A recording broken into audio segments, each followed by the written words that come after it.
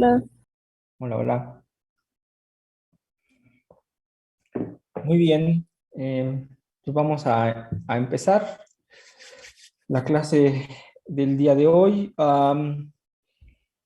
Antes de empezar a platicar, ya entrando en materia, déjenme hacer un sondeo, ¿no? Para entender un poquito sus inquietudes y las razones de por qué están en este curso. O sea, yo imagino que son diversas, ¿no? Pero necesito un poquito conocer de ustedes para identificar cómo yo podría estar poniendo ejemplos durante el curso. Yo estoy tentado y la forma más natural para mí es siempre conectar todo lo que estamos viendo o lo que vamos a ver en el curso con el área de las partículas elementales, la física nuclear y subnuclear, pero necesito escucharlos porque a lo mejor parte de ustedes tienen un interés por aprender este lenguaje que venga de otra área. Entonces, quien me quiera platicar, tengo la impresión de que todos ustedes son de los últimos trimestres, entonces en la mente seguramente ya tienen un proyecto terminal, ya lo están haciendo tal vez, o están pensando en el futuro, ¿no? En la parte de su formación, a lo mejor continuar sus estudios en posgrado, y cuéntenme qué áreas les llama la atención y por qué les llamó la atención este curso de teoría cuántica de campos.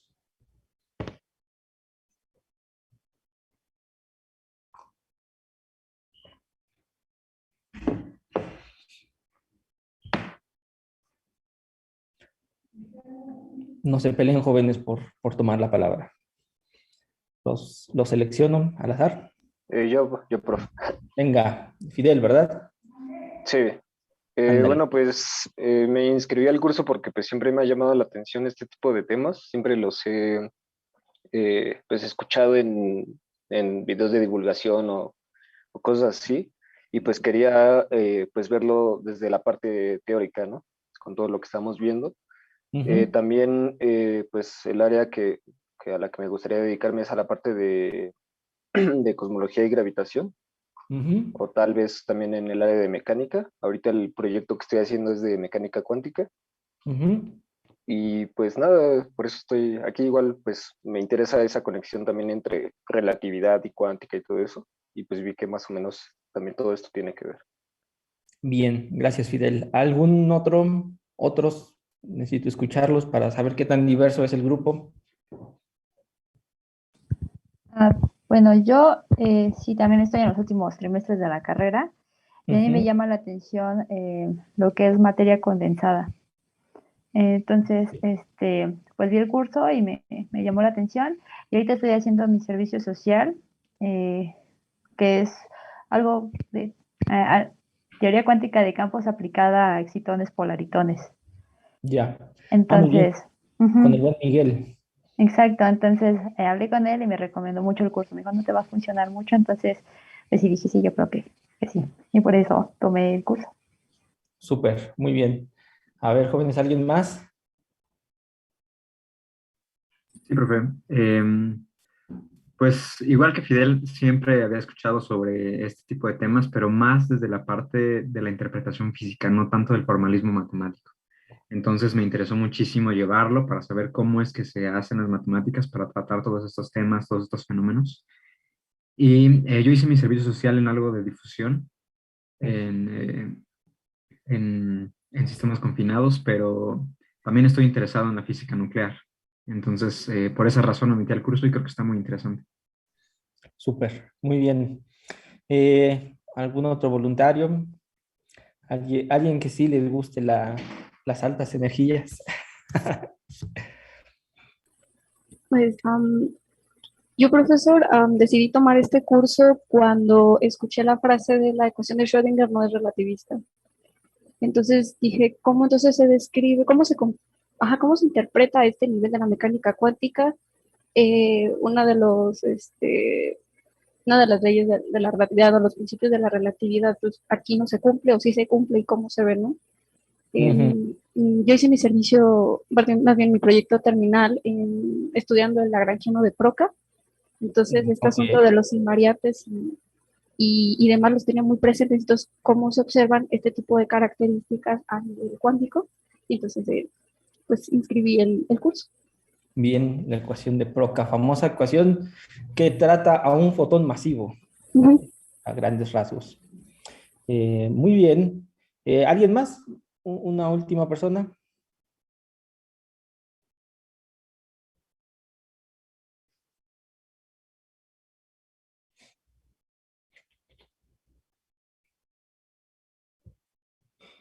Ok, veo que ya no hay otra participación.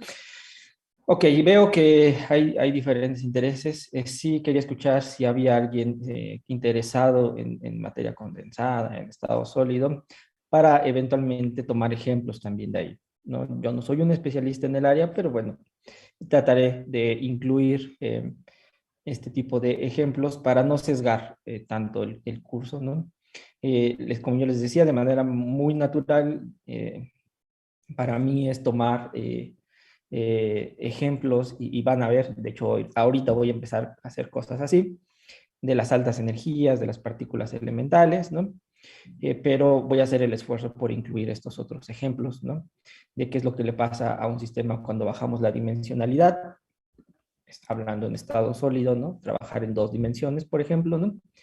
Eh, a lo mejor entraré en algún detalle al final, porque es bien interesante que la dimensión en la que uno trabaja tiene consecuencias brutales en una teoría cuántica de campo, ¿no? Entonces, espero darles luz de cómo surge esta problemática o estas modificaciones sustanciales del solo hecho de cambiar la dimensionalidad en la que uno trabajamos, que ahorita voy a hablar un poquito de eso, de la dimensión en la cual uno trabaja.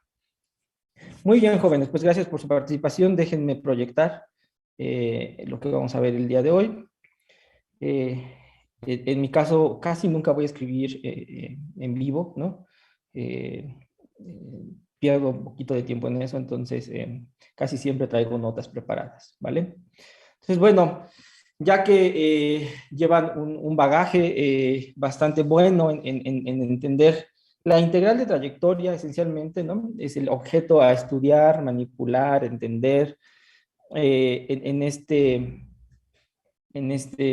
curso.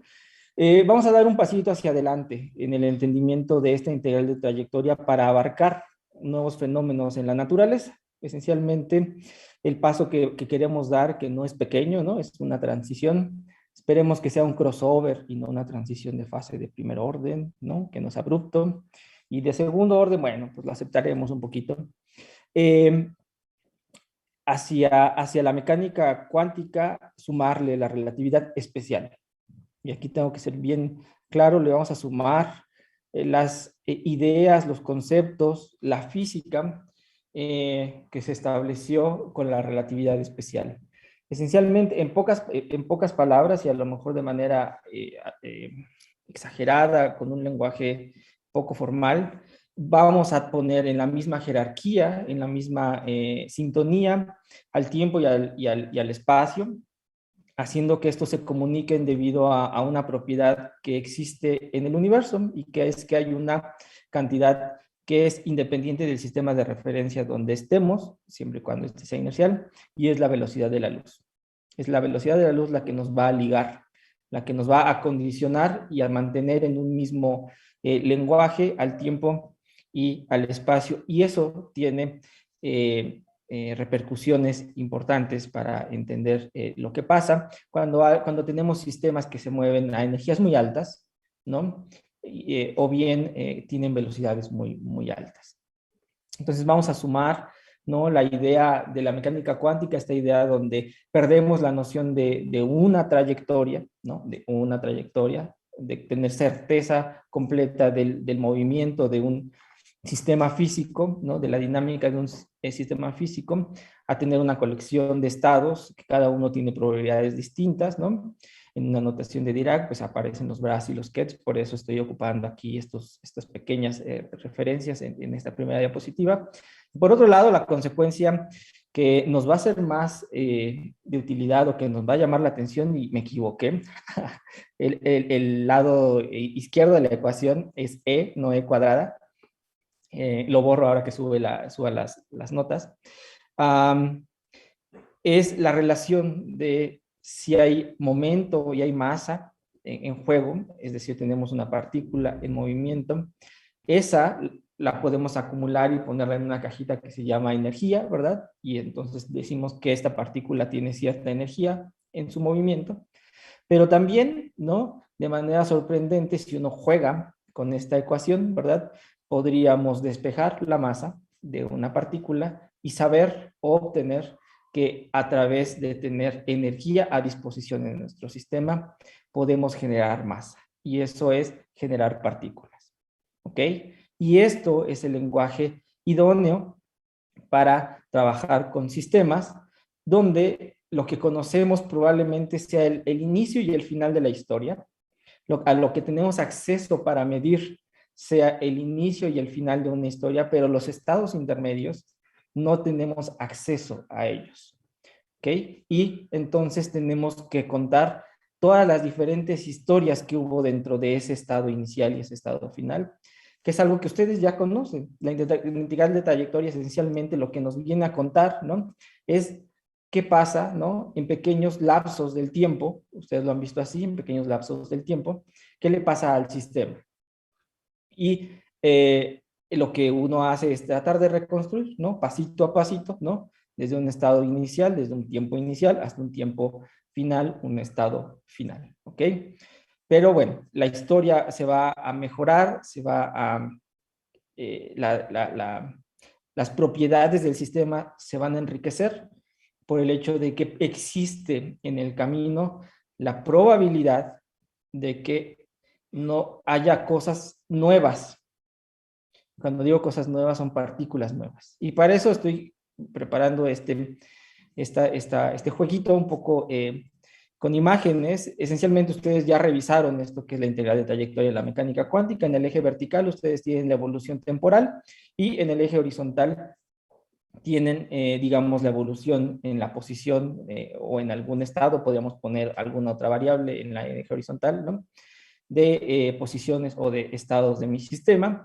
Tienen un punto inicial, un punto final, ¿no? Y cuando ustedes quieren sacar la función de correlación, esencialmente, ¿no? La amplitud de probabilidad de que el estado inicial llegue a ese estado final, lo que van a hacer es sumar sobre todas las posibles trayectorias, ¿ok? Aquí hay una de ellas, ¿no? Esta es una de ellas, ¿no? Y yo la puedo fragmentar en pequeños pasitos, ¿no? Por ponerle algún nombre, puse una vertical, ¿no? Donde estoy tomando digamos, lo que pasa a un tiempo tm, ¿no? Que la posición a lo que pasa en un tiempo tm o a lo que pasa a un tiempo tn. Y entonces, lo que yo puedo hacer y lo que yo me voy a dar cuenta es que lo que ustedes han aprendido muy bien es a agarrar y encontrar a un pingüinito, ¿no? Y lo van a hacer evolucionar, ¿no? Y yo puedo fijar en el estado base, ¿no? El estado de mínima energía, mi pingüinito paradito, ¿no? ¿Y cuál es la probabilidad de que en un tiempo esté ese pingüino parado y yo me vaya al final de la historia y lo vuelva a encontrar ahí paradito? ¿No? Esto no quiere decir que nunca se movió, porque existe la posibilidad de que en el intermedio hayan pasado cosas. Se sentó, está caminando, ¿no? Pero siempre siguió siendo el mismo pingüino. Nunca cambiaron ustedes de objeto a estudio. Se dieron cuenta que podría cambiar de posición, o podría cambiar de energía, o podría cambiar de momento angular, o podría cambiar de proyección de spin, de lo que ustedes quieran, pero era el mismo objeto el que estaba evolucionando. Si ustedes le tomaban una foto a un instante, veían ese objeto. Si iban a otro instante y tomaban la foto, ¿no? Volvían a ver ese objeto con algunas otras propiedades, pero era el mismo objeto. Ahora lo que les quiero venir a contar, ¿no? Es que en realidad cuando nosotros pongamos la relatividad especial en juego, cuando la apliquemos, vamos a tener la misma idea de necesito saber qué es lo que pasa, sabiendo lo que pasa en un tiempo inicial y lo que hay en un tiempo final. Lo que yo voy a contar en el medio es una historia donde probablemente si partí con un pingüino y termino con el mismo pingüino, es que en distintos tiempos yo vea que el pingüino hizo algo, pero no es de sorprender que cuando nosotros contemos esa historia, de repente saquemos una foto en algún tiempo y entonces nosotros veamos que ya no hay un pingüino, sino hay otra cosa. ¿Ok? Apareció algo distinto. Desde luego que debe de respetar las leyes de la física como conservación de cargas, esencialmente carga eléctrica, carga de color, carga eh, momento, momento y energía, etcétera. Pero dejó de ser el mismo objeto. ¿Ok? Y esto tiene que hacer un clic muy grande con esto que acabo de decir. Meter la relatividad especial nos permite pensar que energía en nuestro sistema se puede transformar en masa y por lo tanto en partículas. Voy a cambiar tal vez en algún momento mi partícula inicial o mi sistema inicial tenía ciertas características y déjenme poner el concepto claro y tal vez este fluctúe cuánticamente, ¿no? Tenga una fluctuación en la cual se genere algo nuevo a partir de esa energía, ¿no? Y desde luego, eventualmente esa fluctuación acabará, regresará a ser el objeto que estamos estudiando, ¿no? Y se sigue contando la historia, ¿ok? Entonces, no es de sorprender que cuando uno introduce la relatividad especial, tengamos estas fluctuaciones donde emerjan nuevas partículas debido a la energía que tenemos a disposición, ¿ok? Entonces, esto es algo nuevo que vamos a estar incorporando y a lo cual eventualmente vamos a llegar cuando, por ejemplo, nosotros trabajemos con una teoría perturbativa y veamos las fluctuaciones cuánticas en la evolución de una función de Green, esencialmente. Ustedes ya conocen las diferentes funciones de Green. De hecho, han trabajado en una función generadora de las funciones n de Green, cuando n se refiere a la función de 2 puntos, de 3 puntos, de 4 puntos, de n puntos. ¿Ok? Entonces, cuando uno quiere contar la historia de esas funciones de Green, en el medio aparecerán estas cosas nuevas. ¿Ok? Pero no solo eso, sino la relatividad especial, como les decía, va a elevar al mismo lenguaje, en la misma posición, al tiempo y al espacio, ¿no? Y entonces dejaremos de tener en el eje horizontal solo que contar la historia fragmentada, ¿no? Dividida en pasitos del tiempo, sino también vamos a tener que dividir, hacer una malla en el espacio y entonces contar la historia, no solo de la evolución temporal, ¿no? Sino de una evolución espaciotemporal, ¿no? Vamos a dividir, fragmentar, hacer una red cuatrodimensional, ¿no? Donde para cada punto que esté ahí voy a ver la evolución de una función que le estoy llamando aquí phi, que depende de ese tiempo y de ese espacio. Entonces, si tengo un objeto que depende del tiempo y del espacio, les puedo decir la palabra, pero a lo mejor a ustedes ya se les ocurrió cómo se le llama esa función que tengo phi, que depende del tiempo y del espacio, una función que permea todo el espacio y que está omnipresente en todo el tiempo. ¿Alguien tiene alguna noción de qué es esa función? Que hay un nombre muy particular de esa función.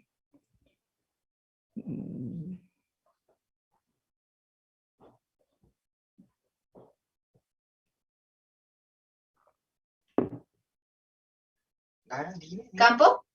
Campo, gracias. Es el campo. Un campo es un objeto que está permeando todo el espacio y que va a estar presente en todo el tiempo. ¿Ok? Entonces vamos a hacer esa generalización. Hoy voy a tratar de motivar, ¿no? Haciendo una analogía con la que yo vi, con lo que ustedes ya vieron, para generalizar, ¿no? A esta función que le vamos a llamar campo. Hay diferentes funciones, no hay un solo tipo de función de campo, a eso se le llaman los diferentes campos, ¿no? Y al final vamos a tratar de construir los diferentes campos que son de utilidad usualmente en las diferentes áreas de la física. ¿Ok? Entonces vamos para allá. Entonces vamos a tratar de entender la integral de trayectoria para teorías relativistas, ¿no? Ustedes ya trabajaron, ¿no? El estudio de una partícula. Esencialmente, ¿no? Dado un tiempo, yo sé dónde está esa partícula, ¿no? Y le puedo preguntar desde luego al sistema qué propiedades tiene esa partícula a ese tiempo y en esa posición, ¿no? Eso uno lo puede reflejar en qué es lo que tú le quieres poner de información a tu estado, pero esencialmente dado lo que fragmentábamos en el tiempo para ver cómo evolucionaba, ¿no? En la posición este sistema. Ahora lo que vamos a hacer es una generalización. Todavía no voy a ir directo al campo, sino quiero ir un pasito anterior, donde la primera generalización que quiero hacer es, imagínense que ahora no solo tengo un x de t, una función pues para describir una partícula, ¿no? Sino que ahora tengo varias x de t, que las voy a etiquetar, les voy a poner la etiqueta alfa, donde alfa me va a decir es la x de t para el objeto 1, o para el objeto 2, o para el objeto 3, ¿no? Donde puedo darle dos interpretaciones a tener ese conjunto alfa desde 1 hasta n, donde n puede ser cualquier número entero. Puedo darle la interpretación de que voy a trabajar con n partículas en una dimensión. Quiero ver un conjunto de n partículas, ¿no?, que se mueven en una dimensión debido a la evolución temporal. Y la otra es que tengo una partícula en n dimensiones, ¿ok? Puedo ver cuál es el movimiento de esta partícula, no solo en un plano unidimensional, en una recta, en una dimensión, sino en un plano n dimensional, ¿ok? Entonces, el primer paso es, voy a introducir más de una partícula, más de una trayectoria, ¿ok? Recordemos que a cada una de estas les vamos a contar las diferentes trayectorias. Ahora vamos a tener muchas de estas a las cuales a cada una le vamos a contar toda su historia, ¿ok? Entonces, bueno, ustedes aprendieron ya del lado izquierdo, en color rojo, escribí la amplitud de transición, esencialmente de una partícula, ¿no? Ustedes lo que hicieron fue dividir el tiempo, ¿verdad? Y entonces de pasitos chiquitos, de pasitos en épsilon, de hecho, fueron construyendo la historia para llegar desde ese estado inicial, al tiempo ti, hasta llegar a ese estado final, el tiempo t sub f. ¿Ok? Lo hicieron, digamos, de manera discreta, y después tomaron eventualmente el límite para que esta discretización fuera infinitesimal, y entonces construir la integral de trayectoria infinitesimal, ¿no? Eso quiere decir que tienen un producto, ¿verdad?, de contar la historia en cada pasito que daban, ¿no? Contaban todas las historias, ¿verdad? Entonces tenían un producto de todos esos pasitos que esencialmente se iban a esta de mayúscula garigoleada, ¿no? Que estaba codificada ahí toda la información, todos esos pasitos que daban, y la suma de todo lo que pasaba en cada uno de ellos. Y entonces esto quedaba en términos de una constante, ¿verdad? Una constante A, veces la integración sobre todos estos pasitos ahora infinitesimales, la exponencial de I entre H barra, a veces la acción, ¿no? Donde la acción esencialmente lo que contenía es una integral en el tiempo del lagrangiano. ¿Estamos de acuerdo? Ahora, ¿qué es lo que voy a hacer a continuación? Es tomar la misma idea, pero pues ahora lo voy a hacer para un montón de partículas, ¿no? Es decir, ahora voy a tratar de sacar la amplitud de transición, pero donde alfa, ¿no?, es el índice que me va a contar. Si yo pongo un 1 ahí, me va a contar la historia de la partícula 1, o bien la historia en la dirección 1 de las n dimensiones que tengo. Y después lo voy a contar en alfa igual a 2, y en alfa igual a 3, y en alfa igual a 4, hasta llegar hasta alfa n, ¿ok? Voy a contar todas las historias, ¿no? Ya sea de todas esas n partículas, o bien de cada una de las direcciones de una sola partícula, que son las dos interpretaciones que tenemos, ¿ok? Entonces, si se dan cuenta, no estoy haciendo nada nuevo, simplemente lo estoy generalizando ahora a tener alfa de estas historias, ¿ok? Y bueno, la acción desde luego va a depender, va a ser un lagrangiano para cada una de estas alfas, ¿no? Esencialmente será el mismo lagrangiano, si es que estoy pensando en que son n diferentes partículas, las n diferentes partículas son descritas por el mismo lagrangiano, o bien si el lagrangiano es n dimensional, pues debería de contener la información en cada una de las direcciones en las que se mueve esta partícula. ¿Dudas hasta acá, jóvenes? No, profe, todo claro. Venga, muy bien. Entonces, ya generalicé, hice una generación bastante rápida, ¿no? A tomar no solo la historia de una partícula, sino de varias de ellas. La acción, como les decía, bueno, no es más que la integral en el tiempo del lagrangiano, ¿no? Donde este lagrangiano pues va a cargar las etiquetas, ¿no? X alfa y X punto alfa, porque depende tanto de, digamos, la posición y de las velocidades, ¿no? Y lo que vamos a contar es la historia desde un tiempo inicial hasta un tiempo final para todos los grados de libertad. ¿Cuántos grados de libertad tengo en este caso? N, ¿verdad? Porque alfa corre desde 1 hasta N. Repito, la interpretación puede ser dual, o por un lado lo que voy a hacer es describir N diferentes partículas, o lo que voy a describir es una partícula en un espacio N dimensional. ¿Ok? Entonces, tengo que contar la historia de todos esos grados de libertad, ¿verdad? Desde el tiempo inicial hasta el tiempo final voy a tener unas condiciones, una posición inicial para cada uno de los grados de libertad, una X inicial y una X final para cada uno de esos grados de libertad. Ahora, si uno hace un pasito hacia adelante, ¿verdad? Sabemos que dentro de la acción no solo vamos a tener un lagrangiano de una partícula libre, y eventualmente nosotros podemos incluir la información de una interacción o de una fuente que me esté generando alguna modificación en la propagación o en el comportamiento del objeto que estoy estudiando, y eso va a ser a partir de una corriente que me esté generando esos campos, y esto tiene que ver con este segundo término, ¿ok? Donde lo que antes tenían era una fuente que generaba estos cambios para esa partícula, una fuente para una partícula. Ahora voy a tener para cada una de ellas una fuente asignada, una J con subíndice alfa. Como ven, la generalización no es más que contarle esto como si fueran historias por separado, ¿verdad? Pero ahora las tengo que juntar en un mismo objeto para tener estos n grados de libertad. Y bueno, al final de cuentas, la función, la amplitud de transición desde este estado inicial a este estado final, pues incluirá las alfa historias distintas, ¿no? Las alfa diferentes trayectorias que yo construya desde ese estado inicial hasta este estado final. No solo eso, sino lo que podemos también es usar toda esta información para tener la construcción de cualquier función de correlación de n puntos, que es lo que platicaba hace un ratito. Esencialmente es la función que me dice la probabilidad de traslape, la probabilidad de tener n estados asintóticamente posibles en un estado definido, el estado base, el estado de mínima energía, ¿no? O el estado en un estado particular, que yo quisiera calcular el valor de expectación de esos n puntos. ¿Cuántos pueden ser los que ustedes quieran? Usualmente en una teoría cuántica de campos resulta tener una función de 2 puntos, ¿no? Una función de 2 puntos, una x en un tiempo dado y una otra X en algún otro punto, ¿no? Donde, desde luego, ustedes saben, se debe de garantizar que tengamos temporalmente ordenado este producto para no tener problemas con causalidad, ¿no?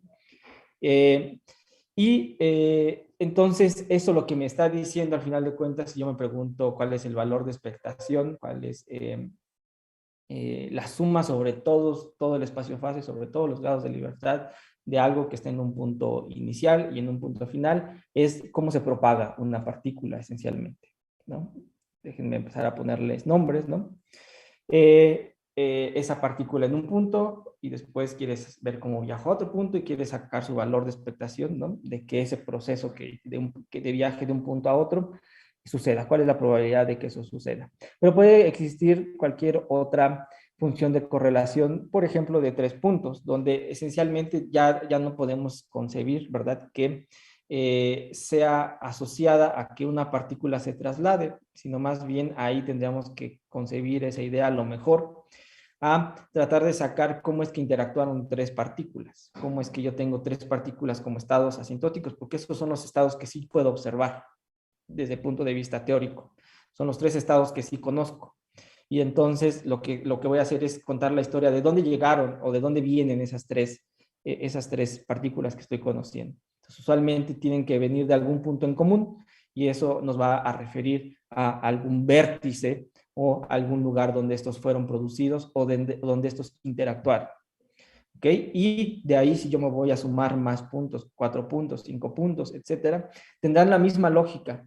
Van a venir a contarnos la historia de dónde venían esos 4 o 5 o n estados que son mis estados asintóticamente permitidos.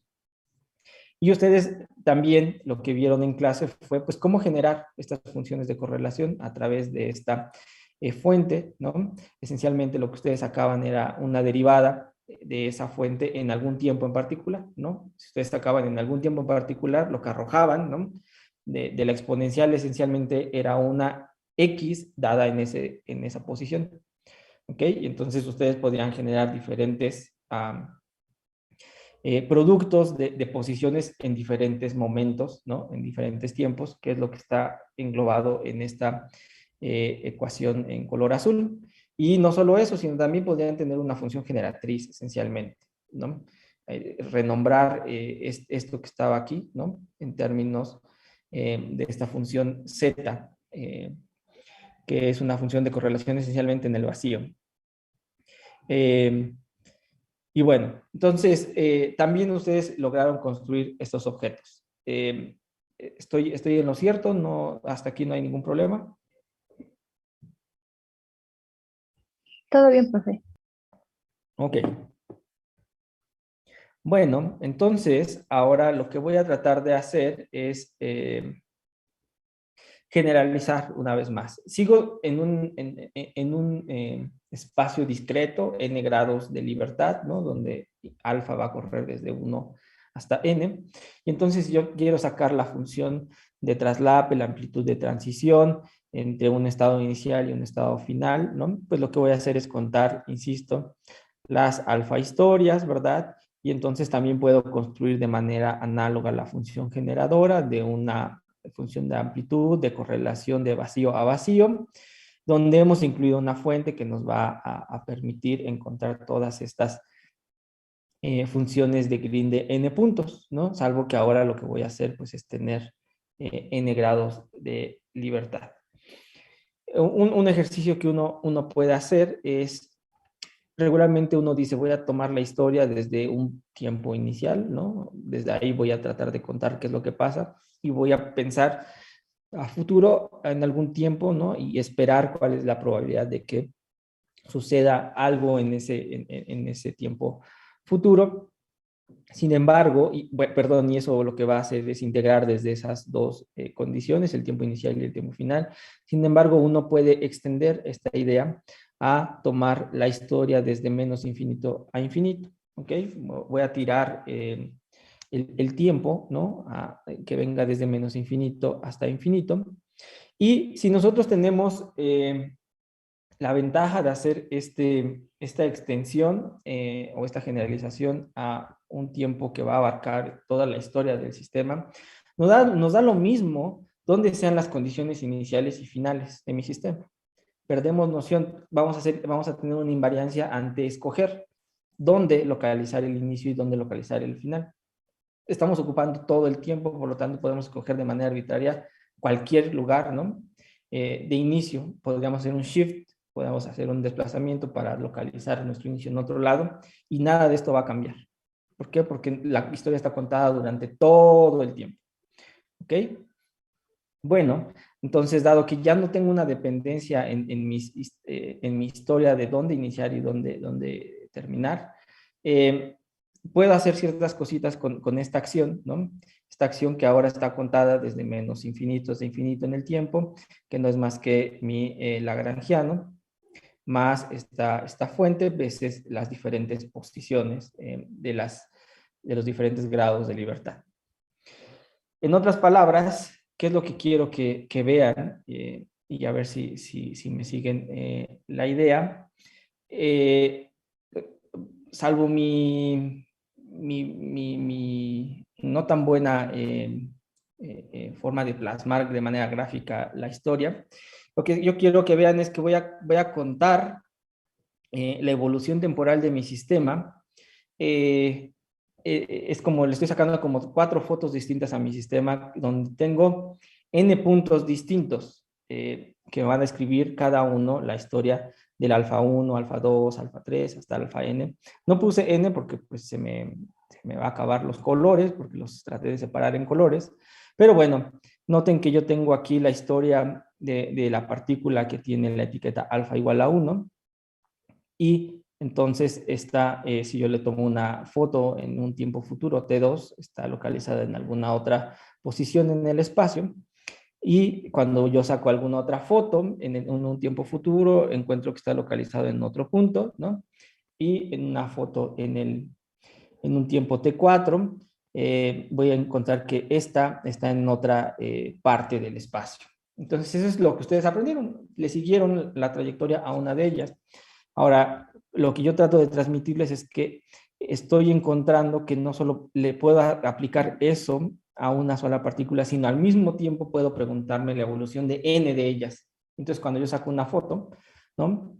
Me encuentro con que la X1 está aquí, la X2 está acá, la X3 está aquí y XN, pensando que hay muchas más, pero bueno, aquí hay una XN, está localizada acá. Tomo una siguiente foto y entonces veo que cada una de ellas cambió de posición, ¿no? Y vuelvo a sacar otra foto y volvieron a cambiar y vuelvo a sacar la foto y volvieron a cambiar. Entonces lo que puedo hacer es unir las líneas de evolución temporal de cada una de ellas. Como un ejemplo, ¿no? O como un caso, lo que yo podría hacer es, y si a cada uno de los puntos en este espacio, ¿no? Tres-dimensional, yo le asigno un numerito, un subíndice. Le pongo el X1, X2, X3, X4 y trato de llenar, hacer una malla completa que me empiece a generalizar lo que ocurre en el espacio. Tres-dimensional, imagínense que voy a llenar, ¿no? Con una malla, con un cierto espaciamiento entre ellos, ¿no? En cada uno de ellos el mismo espaciamiento, y voy a empezar a llenar todo mi espacio. Y entonces lo que voy a preguntar es, una vez que yo llené todo mi espacio, ¿qué es lo que pasó en un tiempo 1? Y ahora lo dejo evolucionar a todo ese espacio, ¿verdad? Ya le puse etiquetas a cada una de las, digamos, vértices de esta malla, saco una foto posterior y veo qué le pasó a cada uno de estos puntos que soy capaz de identificar, de diferenciar, ¿no? Y sigo sacando fotos posteriores y posteriores. Entonces, una pregunta natural es, si yo quisiera llenar el espacio con puntos en una malla que lo cubra por completo, ¿cuántos puntos necesito para cubrirlo?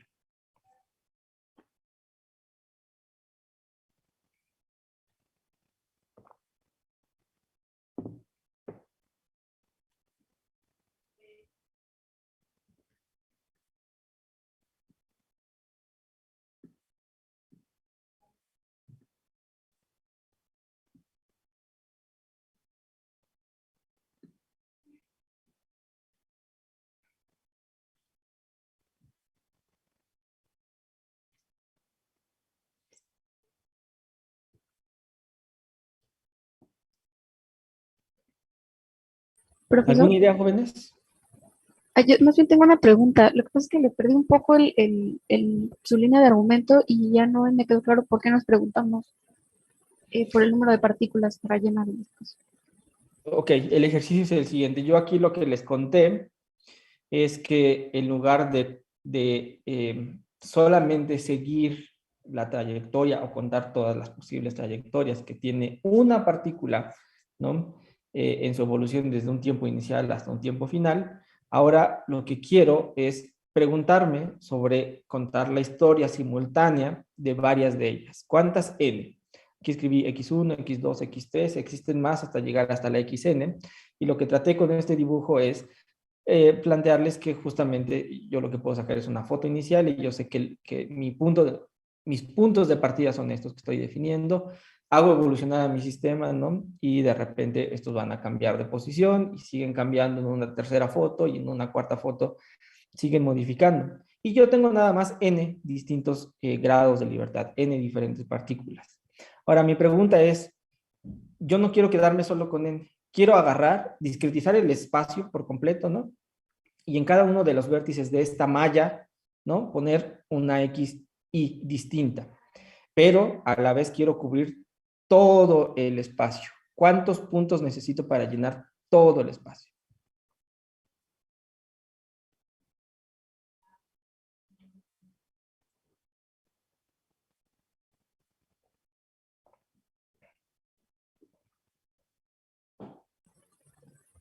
Pues un número infinito. Un número infinito, ¿ok? El espacio es infinito. ¿Ok? Y a lo mejor no me están agarrando un poquito la onda a dónde quiero llegar. Lo que quiero llegar es que al final de cuentas yo voy a tomar el límite cuando yo no voy a discretizar mi espacio, sino lo voy a hacer de manera infinitesimal. Voy a cubrir todo el espacio con una sábana, ¿no? Que es la noción del campo. Ahora no solo quiero contar la historia en puntos discretos que me llenen todo el espacio, sino además voy a dar un paso hacia adelante para agarrar y tomar el límite de la distancia entre ellos yendo a cero para cubrir todo el espacio. Y entonces puedo definir una función dado un tiempo y dado todas las posiciones en el espacio. Ya más o menos me están cachando hacia dónde quiero ir. Ok, profe, sí. Ok. Entonces, estoy tratando de construir la idea de, bueno, lo voy a discretizar para que vean que lo que quiero llenar es el espacio, ¿no? Y definir en cada, digamos, en una látiz, en una red, de cierto espaciamiento, llámenlo un epsilon, ¿no? De hecho, va a aparecer ahí un epsilon en cada una de las direcciones y lo que va a poner en cada uno de los vértices de esta red es una X alfa. De todas las que tengo, voy a poner un X alfa, pero como quiero llenar todo el espacio, pues voy a tener una infinidad de grados de libertad. Todavía discretos, pero es una infinidad. ¿Ok? Bueno, la integral de trayectoria justamente entonces la podemos extender a un continuo y entonces vamos a aterrizar en una teoría de campo, ¿no? Donde nuestra función objeto, el objeto estudiado o el objeto que va a estar evolucionando es un campo, el cual está definido en todo punto del espacio y del tiempo. ¿Ok? Entonces se va a volver un sistema físico con una infinidad de grados de libertad. ¿Ok? Y eso no requiere pensar en unas dimensiones así extravagantes. Pensemos en un sistema de una más una dimensión. Esta es una notación que se va a encontrar todo el tiempo, donde lo que vamos a hacer, separar para definir la dimensionalidad o las dimensiones de mi sistema es siempre el tiempo por un lado y el espacio por otro. ¿Ok? Cuando yo digo que estoy trabajando en un sistema de 1 más 1 dimensiones, estoy diciendo que estoy trabajando en una dimensión en el espacio, en una recta, y el tiempo. ¿Ok? Cuando yo les diga que es 2 más 1, les voy a decir que estoy trabajando en un espacio 2-dimensional más el tiempo. Y así siempre va a ser la notación que se va a ocupar en teoría cuántica de campos. Y entonces tengo una función phi que depende de x y de t. Este es un numerito y la t también es un numerito. Depende de dos numeritos, los cuales van a recorrer todos los reales a ambos casos. ¿Ok?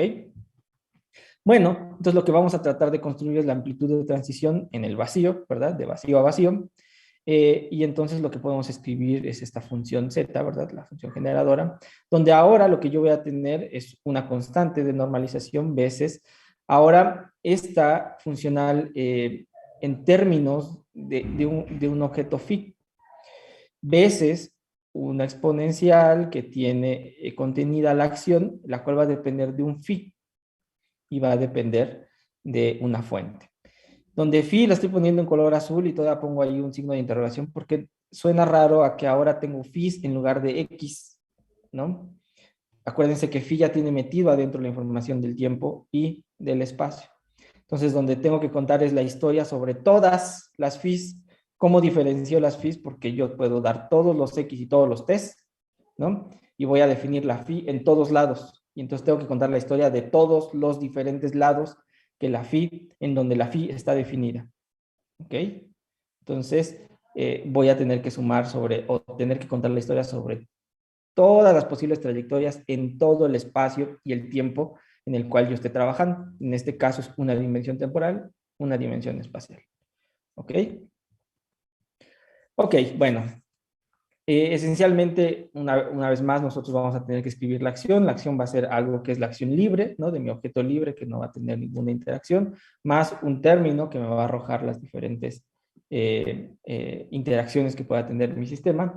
Y en color rojo, justamente he puesto de manera adrede, pues que va a haber una integral no solo en el tiempo, sino vamos a tener que integrar sobre todas las diferentes posiciones. Ya tengo que sumar sobre todo el espacio, en este caso es unidimensional, es sobre la dirección X y sobre todo el tiempo. Por lo tanto, ¿no? Mi fuente, la J, va a depender del tiempo y de la posición. Y mi función phi es la que ya que por sí la habíamos entendido como esta función que está definida en todo el espacio, y el tiempo, pues también va a depender, perdón, de estas dos variables, de cómo evoluciona en el tiempo y cómo está distribuida en el espacio, cómo se ve en cada uno de los puntos del espacio. Ok, bueno, esta función generadora, ¿no? De esta función generadora, perdón, podemos obtener las funciones de Green de n puntos. Ya habíamos visto que a través de diferenciar esta función generadora respecto a la fuente, esencialmente en diferentes tiempos, ¿verdad? Y vamos a obtener pues las funciones de Green ordenadas además temporalmente. Ahora lo que vamos a tener que hacer es una generalización justamente de obtener estas funciones de Green de n puntos.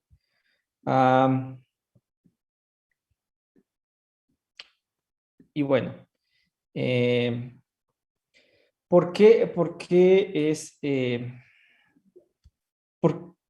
podríamos necesitar o tener que describir todo el espacio y el tiempo en una función, en una función generadora y que justamente nos dé como resultado, al derivarla en diferentes posiciones y tiempos respecto de la fuente?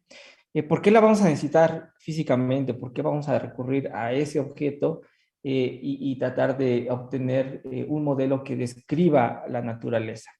Pues fundamentalmente porque en una teoría cuántica de campos, o bueno, una teoría de campos, lo que uno trata de encontrar al final de cuentas es la matriz de dispersión o la matriz S. Jóvenes, ¿alguno de ustedes ha escuchado hablar de la matriz de dispersión o bien matriz S? No, profe. Ok, ¿alguien más? ¿Alguien más? A lo mejor recuerda algo. Creo que sí había escuchado sobre ella, profe, pero no recuerdo bien el tipo de sistema que se quería describir. Entonces, solamente creo que escuché nombrarla. Ok, otra preguntita. En su curso de mecánica cuántica, acuérdense que ya uno parte por aprender la mecánica cuántica a la Schrödinger, ¿no? Después uno lo transforma a la Heisenberg, ¿no? Entonces tienes como dos formas de entenderla y al final algunos profesores lo que te dicen es, bueno, vamos a meter una nueva idea, ¿no? De entender y es en el formalismo de interacción. No es ni a la Schrödinger, perdón, ni a la de Heisenberg ni a la de Schrödinger, sino es en la imagen de interacción. ¿Ya a alguno de ustedes les tocó ver sobre o escuchar sobre esto? No, profesor, tampoco. Ok, bueno, voy a hacer mi mejor esfuerzo para tratar de, con palabras, decirles qué es esta matriz de dispersión o esta matriz S. Esencialmente, lo que uno quiere hacer es describir sistemas, y déjenme ir para el siguiente diapositiva, estos son ejemplos en altas energías, sistemas donde lo que yo sé es cuáles son mis partículas iniciales, ¿no? Mis condiciones iniciales, y después, por ejemplo, en los dos objetos que estoy, o las dos imágenes que estoy poniendo arriba, estoy poniendo la recopilación o la reconstrucción de las partículas detectadas en este experimento ALICE, ¿no? Y entonces conocemos esos estados finales, lo que llega a nuestros detectores, que es esencialmente lo que estoy haciendo. Voy a colisionar unos objetos, ¿no? A mucha energía, a una energía muy, muy alta, los voy a deshacer y voy a ver qué salió de esa explosión. Y lo que salga lo voy a tratar de recolectar en un detector y entonces voy a conocer la historia inicial y la historia final. Pero indudablemente lo que yo voy a tener que pensar es que para que se hayan destruido y se hayan generado todas estas partículas nuevas que estoy observando, van a tener que interactuar, van a tener que chocar, van a tener que haber colisiones. Y indudablemente lo que va a suceder en este tipo de casos son colisiones inelásticas, ¿no? Iniciamos con un tipo de partículas y terminamos con otro. Eso quiere decir que las destruimos y le cambiamos la naturaleza a las partículas. Entonces, en esta idea de contar la historia, de este estado inicial a ese estado final que estamos detectando, tengo que meter la probabilidad de todas las posibles interacciones que sucedieron en el camino, todos los posibles choques. A nivel de la mecánica cuántica no relativista, lo que uno esencialmente hace, imagínense algo así como los experimentos de dispersión para encontrar la estructura del núcleo atómico, ¿no? Lo que hacían esencialmente era a una lámina de oro bombardearlos con partículas, si no mal recuerdo, alfa, alguien me corregirá. Entonces lo que hacías es bombardearlas y veías el ángulo de deflexión, ¿verdad? Qué tanto se deflectaban de su dirección original, y eso te dimensionaba un poquito del tipo de interacción que había y el tipo de estructura que tenía este núcleo.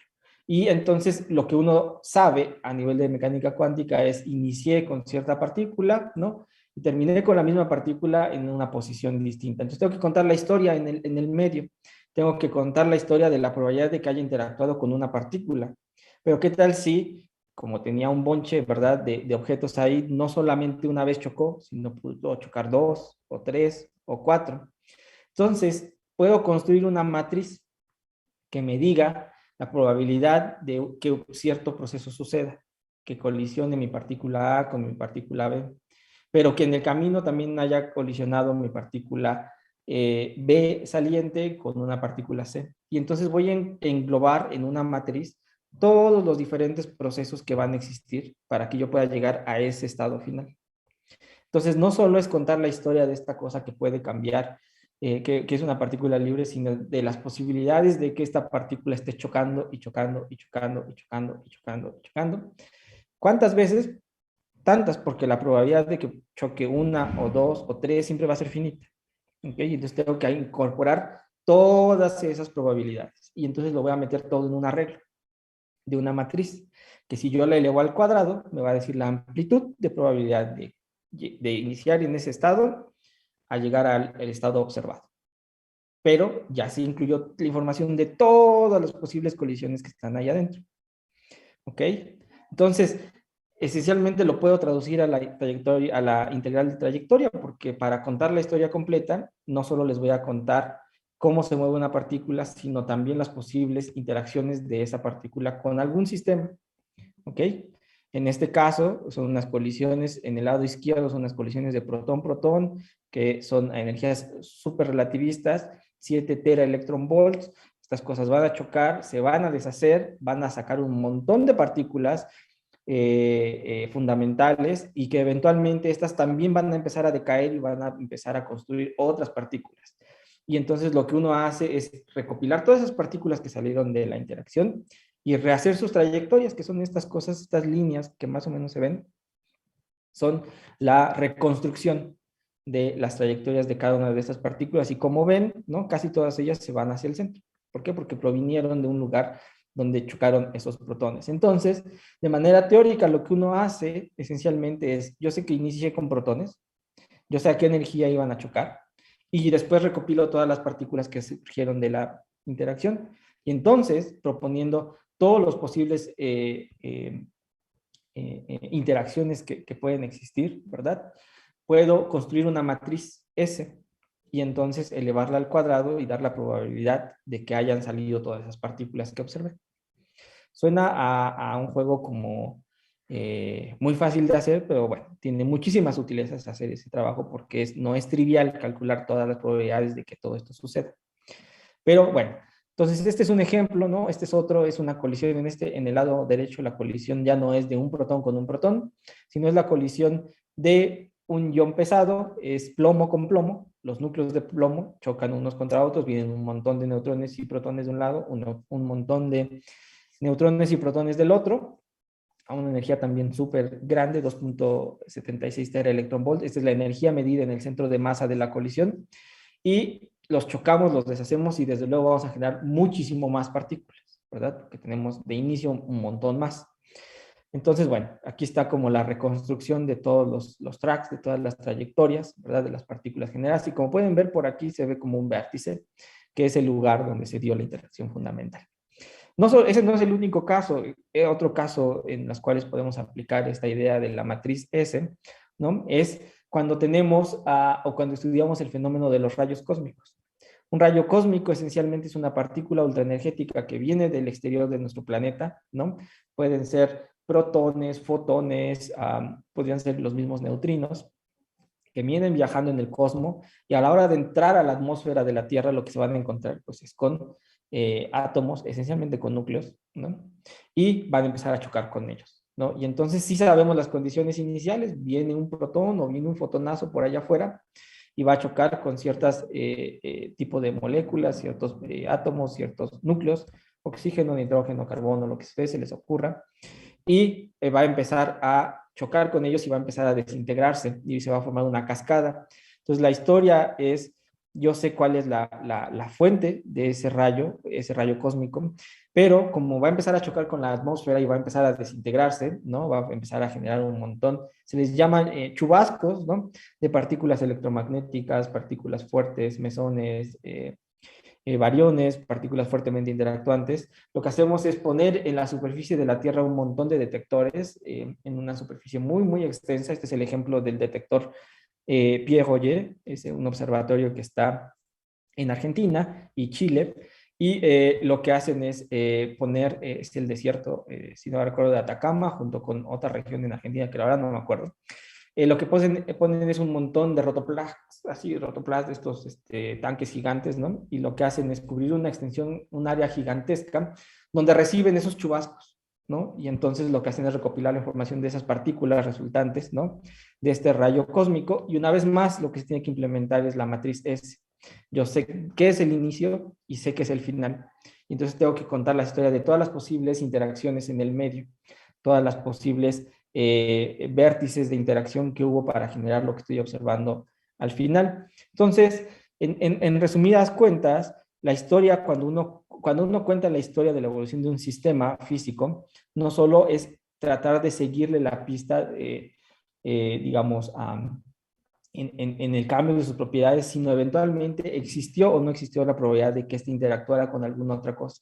Entonces tenemos que implementar esa información y esa información la condensamos, ¿no? Todas las posibles interacciones, todos los posibles procesos que pueden generar diferentes estados los contenemos en esto que llamamos la matriz de dispersión o la matriz S, que a nivel de la mecánica cuántica, les repito, de una mecánica cuántica no relativista, simplemente es ver los puntos de deflexión de una partícula, ¿no? Al estar chocando con un objeto, lo único que se piensa son interacciones o colisiones elásticas, que lo único que va a hacer es cambiar la dirección del momento, modificar la magnitud del momento de mi partícula que va viajando, interactuando con algo, ¿no? Que se encuentre en el camino. Entonces, en resumen, esa es la definición de una matriz de dispersión, pero justamente ese es el objeto fundamental en el trabajo de una teoría cuántica de campos, porque esencialmente lo que conocemos son siempre los estados asintóticos, los estados observables, los estados medibles, y en el centro no sabemos esencialmente qué es lo que va a pasar. Y tenemos que proponer todas las posibilidades, y entre esas todas posibilidades es que se generen nuevas partículas o que se den fluctuaciones en el camino, que tengamos la posibilidad de no solo ver que siempre esa misma partícula, ese mismo sistema, simplemente cambió de dirección, cambió de intensidad, ¿no? Sino que se pudo haber convertido en otra cosa. Tan es así que los ejemplos que le estoy poniendo es el ejemplo claro de inicié con unos protones y terminé con algo que no son protones, ¿no? O son protones y otras muchas partículas, fotones, electrones, muones, piones, kaones, bariones en general, W menos, se puede generar el Higgs, etcétera, ¿no? Entonces, en eso nos vemos en la necesidad de tener que introducir este lenguaje que nos cuente todo lo que puede pasar en el camino de estos estados asintóticos. ¿Me siguen la idea, jóvenes? Sí, profe. Sí, profe. ¿Alguna duda hasta acá?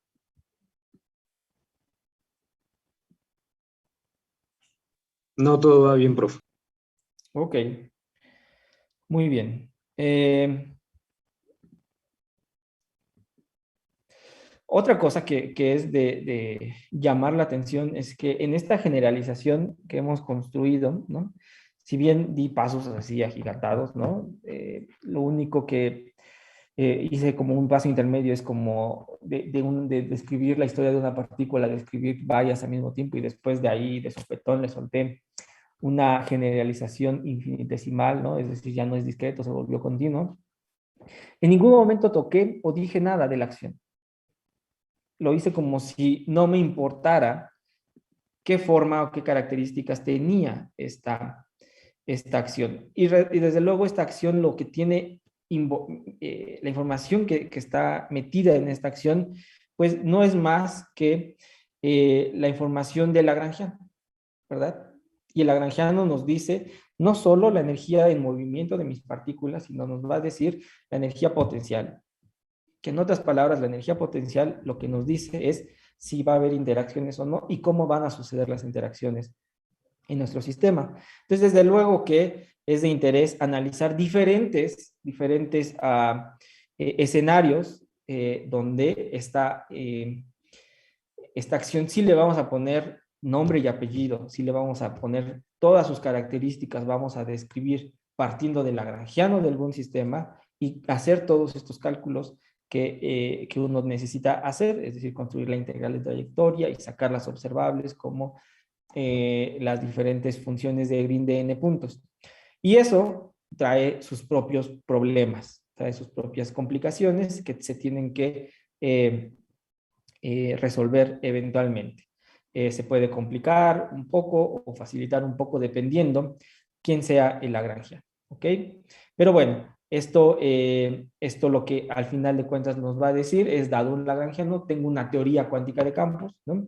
Podría ser relativista o no relativista, pero ahí va a estar la información de las características de mi teoría cuántica de campos. Jóvenes, ¿alguno de ustedes me puede dar un ejemplo de alguna teoría cuántica de campos que conozcan?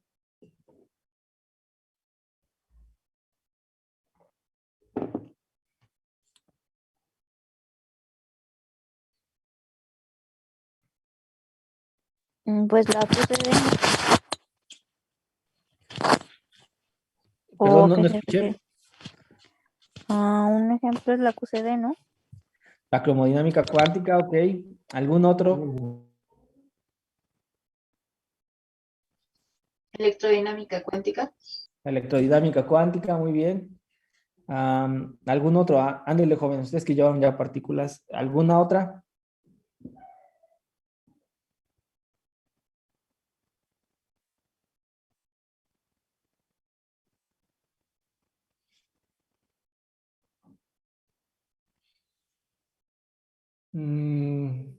La teoría electrodébil es otra teoría cuántica de campos, ¿no?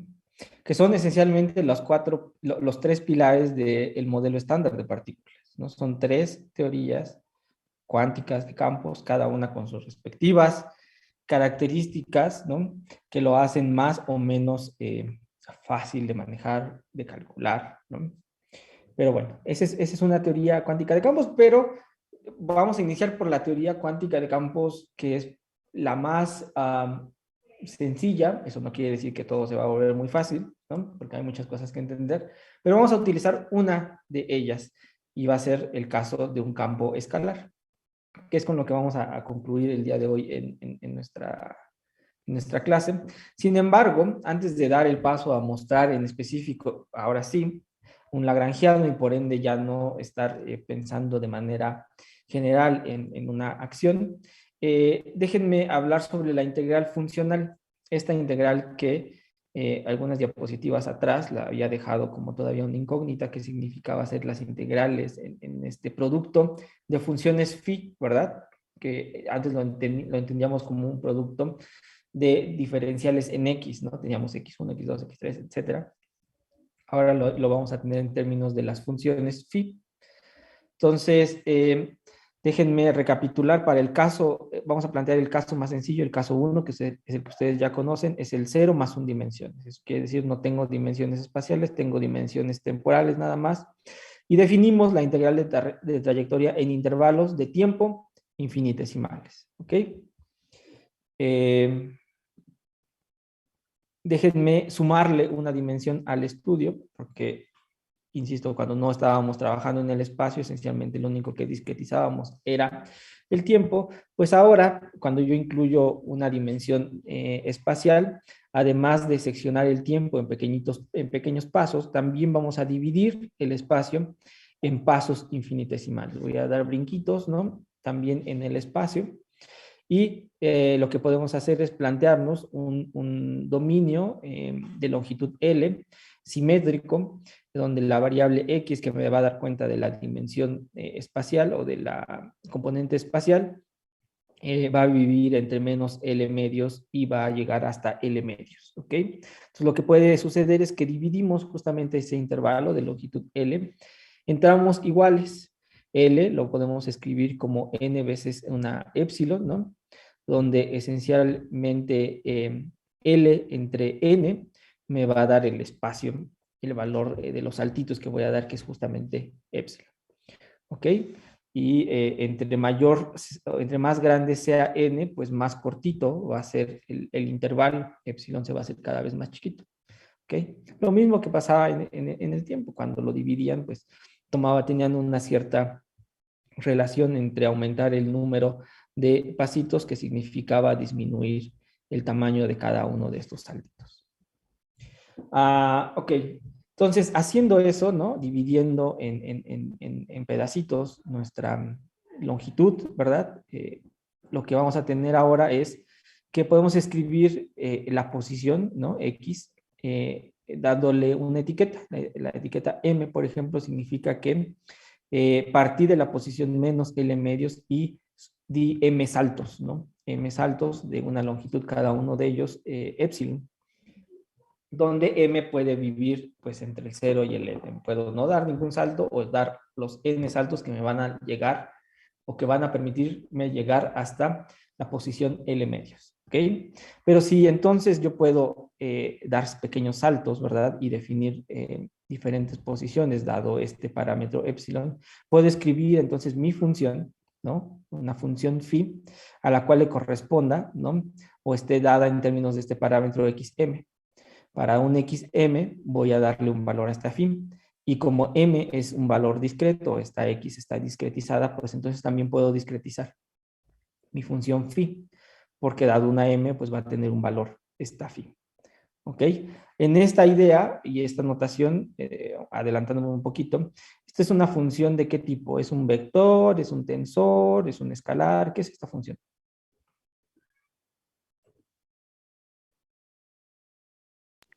¿Es una escala? Es un escalar, profe. Es una función escalar, ¿verdad? Y aun cuando yo le ponga una dependencia de más parámetros, xm, t, sub n, y sub x, sub r, etcétera, seguirá siendo una función escalar. Denle esos 3, 4 valores que necesita para ser definida y te va a arrojar un numerito. ¿Ok? Entonces, en ese sentido, este es un campo ¿qué? Un campo escalar. ¿Ok? Yo necesito dar qué es lo que pasa en el espacio y en el tiempo, en alguna posición, en algún tiempo, y me va a arrojar un numerito. Eso es el valor de esta función y ese es el valor de mi campo. ¿Ok? Por eso ahí viene el apellido de un campo escalar y al final vamos a enumerar diferentes casos o diferentes tipos de campo. Entonces, regresando a la discusión, pues ya que ahora he discretizado el espacio, ¿no? Y que entonces puedo asignar una posición y a su vez darle un valor, evaluar esta función en esa posición, pues voy a tener un conjunto discreto de valores para phi. Y bueno, entonces lo único que yo voy a hacer, ¿no? Es tomar el límite. 1, cuando L se va a infinito. 2, el límite de épsilon tendiendo a 0 en la misma proporción en que n, el número de pasos, se va a infinito. Eso quiere decir que necesito mantener que n veces épsilon sea L. Y eso es la integral del producto de todas los diferenciales de las funciones m. ¿Ok? Acuérdense que m es la etiqueta que te dice en qué posición discreta estabas o en qué posición X estaba y estaba discretizado, pero pues voy a tomar el límite. Cuando el espacio se va, la diferencia de esas posiciones se va a 0 y entonces eso es esta funcional que tenemos aquí. Es el análogo por completo de lo que teníamos en la dirección del tiempo. ¿Queda claro esta parte?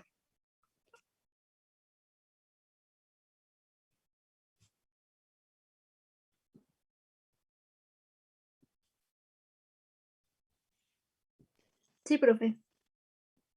Ok.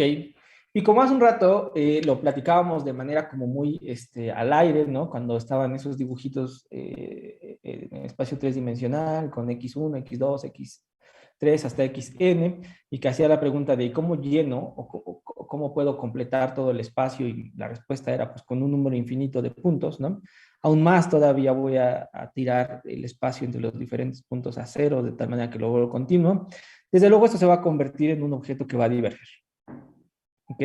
A diferencia de lo que ustedes vieron en la evolución temporal, aquí voy a tener problemas, porque para poder llenar todo el espacio voy a tener que sumar sobre todos los grados de libertad, que son una infinidad, ¿no? Sobre una infinidad de historias, y ese es un objeto que diverge. Y eso, sin que, siendo unos, a lo mejor de manera ingenua, podemos pensar, ups, si esto diverge, la teoría no me va a servir para nada. ¿Yo para qué quiero trabajar con objetos que no me van a dar algún valorcito, algún numerito en la naturaleza? Yo quisiera describir muchas cosas que son finitas, casi todas, ¿no? Entonces, ¿de qué me va a servir este formalismo si esto diverge? Pues resulta que la divergencia se puede tratar, se puede trabajar con ciertas técnicas. No sé si en este curso vamos a estar un poco lejos de llegar a entender qué significa quitarse estas divergencias. Sin embargo, lo único que sí podría adelantarles es que recuerden que cuando hice esta generalización a los diferentes grados de libertad, a no solo tener uno, sino tener n, lo que yo tenía era, aquí está, mi función generadora, que dependía de una constante de normalización, esta famosa n que yo tengo aquí. Bueno, el juego para quitarse las divergencias, de tener un infinito número de grados de libertad aquí, es mandarle esa información a esta constante de normalización. Y entonces las funciones de Green se van a volver finitas. Rápidamente, jóvenes, ustedes ya se saben la definición de una función de Green de n puntos.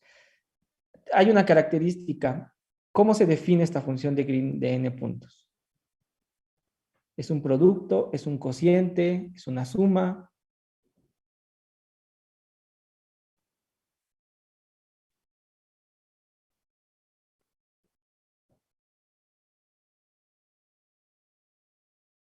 Bueno, ya se los puse aquí. Es un cociente en términos de la función generadora.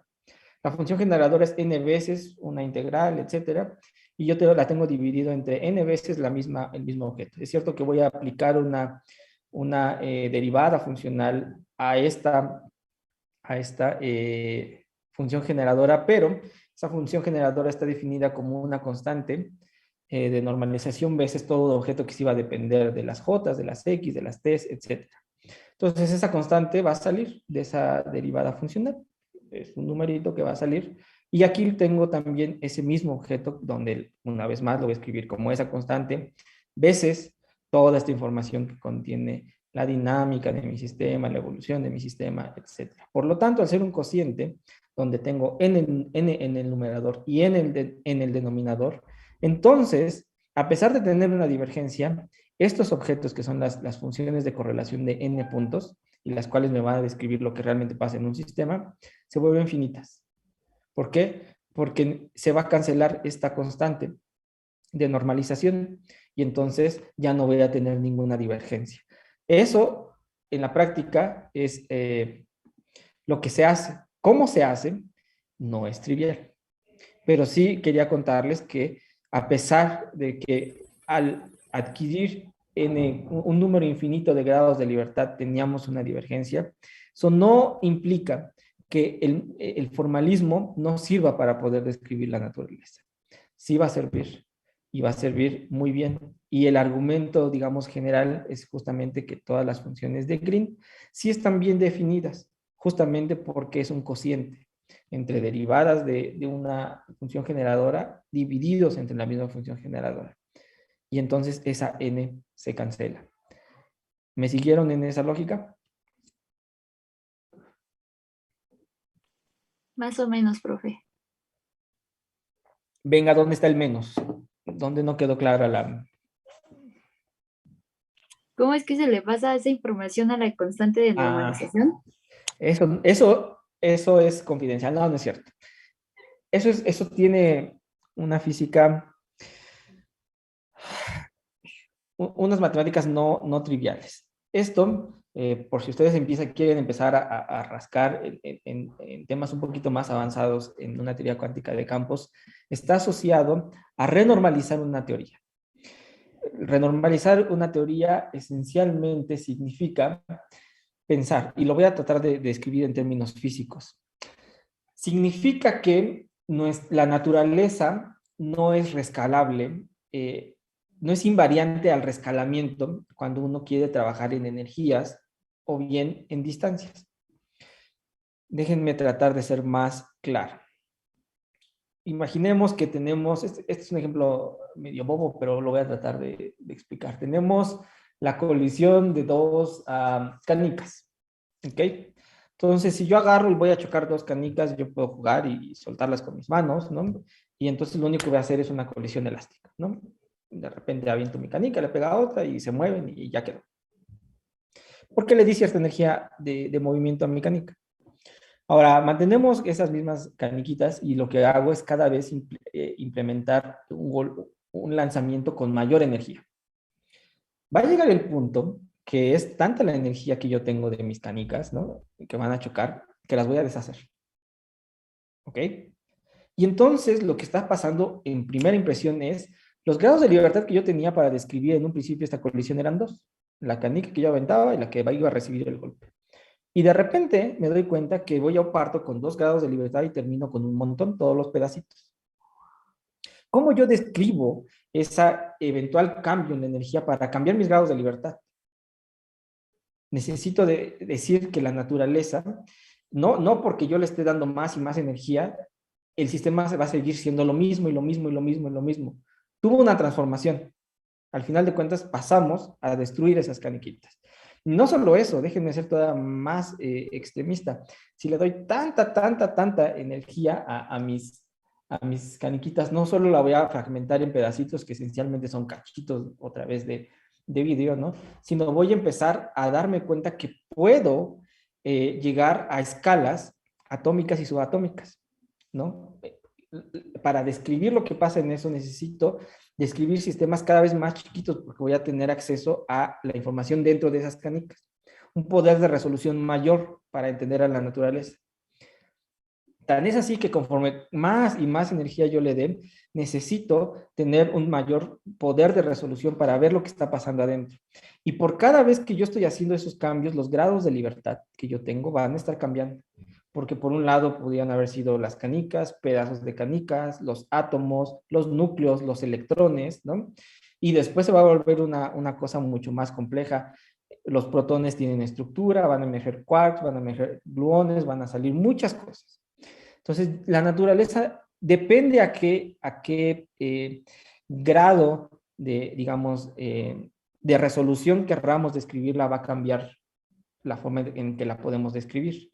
Por lo tanto, si yo quisiera mapear todo el espacio y pensar en todas las posibilidades de mi campo, ¿no? No me puedo esperar que mi campo siempre sea el mismo. Mi campo eventualmente va a cambiar y va a emerger alguna otra cosa. Entonces, yo necesito tener una teoría que me catalogue, que me clasifique lo que pasa en diferentes rangos. Fíjate, Luis, que si tú quieres trabajar con el campo phi, vas a tener que trabajar de esta energía, del vacío probablemente, porque estamos partiendo de un sistema en el vacío, hasta tal escala energética. Más allá de tu escala energética, yo no te voy a asegurar que todo lo que necesitas es ese campo phi. Probablemente, ¿no? Y entonces para eso se construyen todas estas teorías cuánticas, todos estos diferentes lagrangianos, vas a requerir alguna otra cosa. Pero para hacer esa transición vamos a tener que modificar lo que pasa a esas escalas. Entonces, uno no puede integrar sobre todo el espacio y todo el tiempo como si nada cambiara. Entonces, hay que poner una escala energética hasta donde vale tu teoría. Y esa escala se le llama la escala de renormalización. Y lo que pasa después de esa escala hasta el infinito, lo agarras, lo pones en una bolsita, lo cargas y se lo echas a esa constante de normalización que tenemos aquí, la n que está aquí, esta n, que estaba por aquí atrás. Esta n, ¿ok? Hay diferentes métodos, diferentes formas de hacer eso. Es toda un área de la teoría de campos, de la teoría cuántica de campos, cómo hacer, qué hacer cuando tienes infinitos. Aquí estamos acostumbrados a hablar en el espacio de configuraciones, estamos acostumbrados a hablar en términos de posiciones y del tiempo. Lo más natural en una teoría cuántica de campos es que nos transformemos, hagamos la transformada de Fourier al espacio de momentos y energía. Y entonces uno habla justamente de cuál es la energía, hasta dónde llega mi teoría, ¿no? Cuál es la escala dura, cuál es la escala de corte, cuál es la escala de validez de mi teoría. Se vuelven teorías efectivas. Y así es como sí funciona una teoría cuántica de campos. No es una teoría cuántica de campos que vale para cualquier valor energético, no. Es una teoría efectiva que vale para cierta región. Si tú te quieres ir a una región posterior, también existe una forma de hacerlo. Y lo que tienes que hacer es mover tu escala dura, tu escala de corte, y reasignar todos tus objetos, masas, constantes, etcétera, a esa nueva región energética. Es decir, lo vas a tener que redefinir en esa nueva región. Y cada que tú te quieras mover de región, mueves esa escala dura, esa escala de corte, y redefines todos tus objetos físicos hacia esa escala. No es trivial, jóvenes, no es algo sencillo, pero contado en poquitas palabras, es eso lo que se hace. Así es como uno agarra y esa n la puede definir. ¿Más o menos quedó la idea? Sí, profe. Ok, ¿alguna duda hasta acá, jóvenes?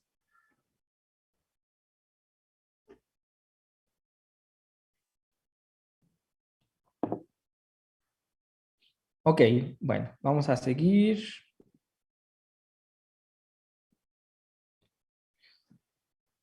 Ok, ¿qué otra cosa podemos hacer para seguir como tratando todos los casos que uno se puede topar en una teoría cuántica de campos? Ya metimos o introdujimos una función phi, que en principio estaba definida en un espacio 1 más 1, una dimensión espacial, una dimensión temporal. Uno puede trabajar en dimensiones superiores, ¿ok? Eso quiere decir que vamos a poder generalizar a esta phi en términos de un X vector, donde ese X vector va a dar cuenta de todo el espacio. N dimensional puede ser cualquier dimensión, eso no hay ningún problema, y del tiempo. ¿Ok? Y una vez más podemos escribir la función generadora en términos de estos nuevos phis que van a depender de esos n dimensiones y del tiempo. No hago nada, en verdad no hay que hacer nada, simplemente pensar que este objeto necesita definirse, necesitamos darle n diferentes entradas en el espacio, el valor en la entrada del tiempo, y con eso obtengo el valor de mi función phi, y yo puedo hacer todo lo que ya saben ustedes hacer. ¿En dónde está el gran cambio? Bueno, el gran cambio está en que para escribir la acción, ¿no? Tengo la parte libre, la parte de interacción, donde ahora tengo que integrar sobre las diferentes direcciones del espacio y del tiempo. Por eso yo tengo aquí una integral que ya no es sobre el tiempo. Ustedes habían trabajado una integral sobre el tiempo, ¿verdad? Sino en el caso 1 más 1 es la integral en el tiempo y la integral en el espacio, que también ya estaba ahí puesto en una anterior en estas notas. Ahora es la integral en el espacio, en el tiempo y en las diferentes componentes del espacio. Tengo que sumar sobre todo mi espacio fase, esencialmente. Y cuando digo n dimensiones, puedo ponerles como ejemplo algo muy natural, son trabajar en 3 más 1 dimensiones, 3 dimensiones espaciales más una temporal, y eso se vuelve una integral de 4x, donde de 4x lo vamos a entender como el producto de 4 diferenciales, la diferencial en la componente x0, en la componente x1, en la componente x2, en la componente x3, donde x0 va a dar cuenta del tiempo y las otras 3 van a dar cuenta del espacio. Esto ya empieza a hacer conexión con una notación asociada a la relatividad especial, ¿no? Donde la componente 0 es la que se le asigna al tiempo en una métrica de Minkowski. Y bueno, entonces a eso me refiero con tener un dnx. Y bueno, como nota, como reforzar esta idea, veamos que X y T han tomado la misma categoría, ya son variables que están puestas al mismo nivel. Y eso solamente va a ocurrir en la medida en que incluyamos a la relatividad especial, ¿no? Son dos parámetros ahora, ¿no? El espacio y el tiempo, dos parámetros que van a definir una función, pero ya no están diferenciados, ya no es un objeto que la posición depende del tiempo, no, no, no, son dos objetos unidos y que esa estructura espacio-temporal va a generar todas las posibles valores de esta función phi, que como ustedes ya dijeron es una función escalar y entonces por eso le damos el nombre de un campo escalar. ¿Ok? Y bueno, como yo les decía, nuestro primer pasito, y nos vamos a mantener ahí por mucho rato, ¿no? Es el caso de un campo escalar. Vamos a tratar una teoría de un campo escalar. Es una teoría que ustedes van a decir de primeros principios, a lo mejor está muy fácil o a lo mejor es muy trivial, ¿no? Pero a pesar de que es la más sencilla de trabajar, va a dar luz de todos los problemas esenciales que uno se enfrenta al calcular cosas en una teoría cuántica de campos, ¿no? Entonces, es el caballito de batalla, o va a ser nuestro caballito de batalla de aquí en adelante.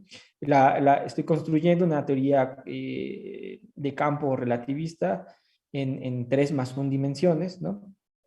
Mi densidad lagrangiana, que va a depender del campo phi y de la derivada de la parcial mu de phi, donde mu va a correr desde 0, 1, 2 y 3, ¿ok? Depende de esos dos variables y está escrito aquí de manera explícita. Tengo un medio de la parcial mu de phi por la parcial mu de phi, donde una tengo la derivada covariante y contravariante. Después hacemos un repasito de esta notación, ¿no? Para recordar simplemente qué es esta notación que tenemos, menos la masa al cuadrado dividido entre 2 por el campo al cuadrado. Ese objeto que está ahí solito se le llama el lagrangiano libre, es el lagrangiano una partícula que no interactuaría, solamente estaría en movimiento, ¿ok? Y de hecho le corresponde a la energía cinética. Acuérdense que el lagrangiano no es más que la diferencia de la energía cinética menos la energía potencial.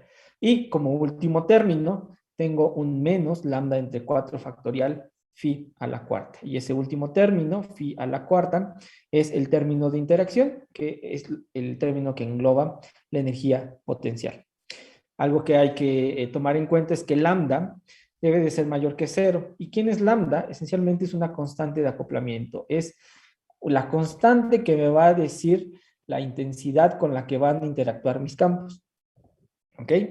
Bueno, esa lambda tiene que ser mayor a 0 porque queremos una función que tenga un mínimo, mínimo, aquí dice mínimo, y eso es porque requerimos que exista o esté bien definido el estado base de mi teoría. Si ustedes se dan cuenta, esta es una función que va a crecer, ¿verdad? El potencial, esto es energía cinética menos energía potencial, por lo tanto la parte potencial está definida con un signo positivo y eso va a hacer que sea creciente mi función y por lo tanto es algo muy parecido a un paraboloide, ¿verdad? Entonces tiene un mínimo, está bien definido su mínimo y nos permite hablar de la existencia de un estado base. Tenemos un estado de referencia y de ahí todo puede pasar, cualquier otro estado energético puede suceder. Ahora, ¿qué otra cosa tiene de interesante? Porque va a decir, ¿por qué dice phi a la cuarta y por qué no sé qué? Phi a la cuarta es una teoría autointeractuante. Esencialmente, a ver, voy a empezar a escribir. Espero se noten mis garabatos. Ok. Phi a la cuarta esencialmente es tener phi en x por phi en x, donde x es un cuadrivector, perdón que ya empiece a meter estas ideas de cuadrivector. Tiene la componente 0, 1, 2 y 3. Es phi en x. ¿Ok? Es el término que me dice que cuatro campos phi coinciden en un mismo punto. Y si coinciden en un mismo punto, se conocen entre ellos. Si se conocen entre ellos es porque están interactuando. ¿Con qué intensidad? Con la intensidad que me dice lambda. Una lambda grande me dice que es muy intenso. Y que probablemente si yo tengo procesos donde va a interactuar, la probabilidad va a ser grande, porque va a ser proporcional a esta constante de acoplamiento. ¿Ok? Entonces, este es un lagrangiano de un campo escalar con una autointeracción cuártica. 4 de ellos interactúan en el mismo punto. Y les voy a contar muy rápido la historia de por qué este es el bueno, este es el que sí nos va a dejar hacer muchas cosas. La historia es bastante sencilla y creo que va a pasar por el análisis de las dimensiones. Ahí quiero que me ayuden quienes ya tomaron clase de partículas y me ayuden a entender cuál es la dimensión de este Lagrangiano. Y para eso me voy a pasar a esta diapositiva. Primero, yo sé que la acción es un objeto que no debe de tener dimensiones. ¿Estamos de acuerdo? ¿Todos estamos de acuerdo en que es un objeto que no debe de tener dimensiones? Sí, profe. Ok. Bueno, entonces las dimensiones de ese objeto están aquí. Es e a la 0. Todo lo voy a normalizar, no lo voy a normalizar, voy a trabajar en unidades naturales. ¿Todos conocemos las unidades naturales?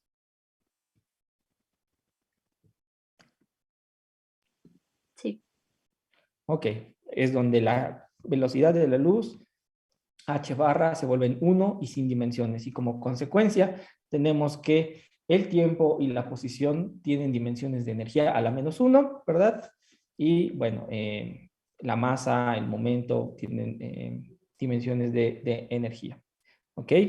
Bueno, entonces, si del lado izquierdo yo tengo energía a la 0, del lado derecho también los debo de tener. Este diferencial, ¿con cuánto contribuye en potencias de energía? ¿Cuál es la dimensión de ese diferencial?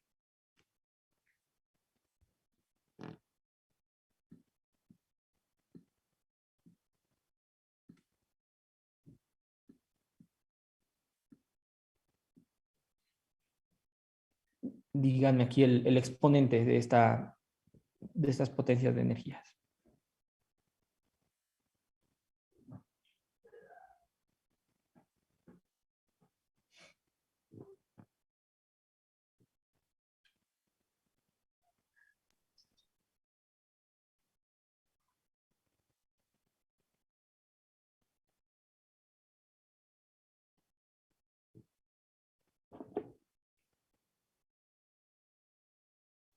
Sería ese 4 que tenemos ahí, ¿no?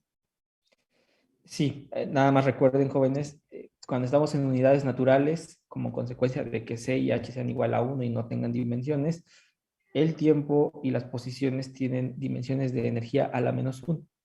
Por lo tanto, esto debería de tener dimensiones de energía a la menos 4, ¿verdad? Son cambios en el tiempo, cambios en las posiciones, en las 3 direcciones del espacio.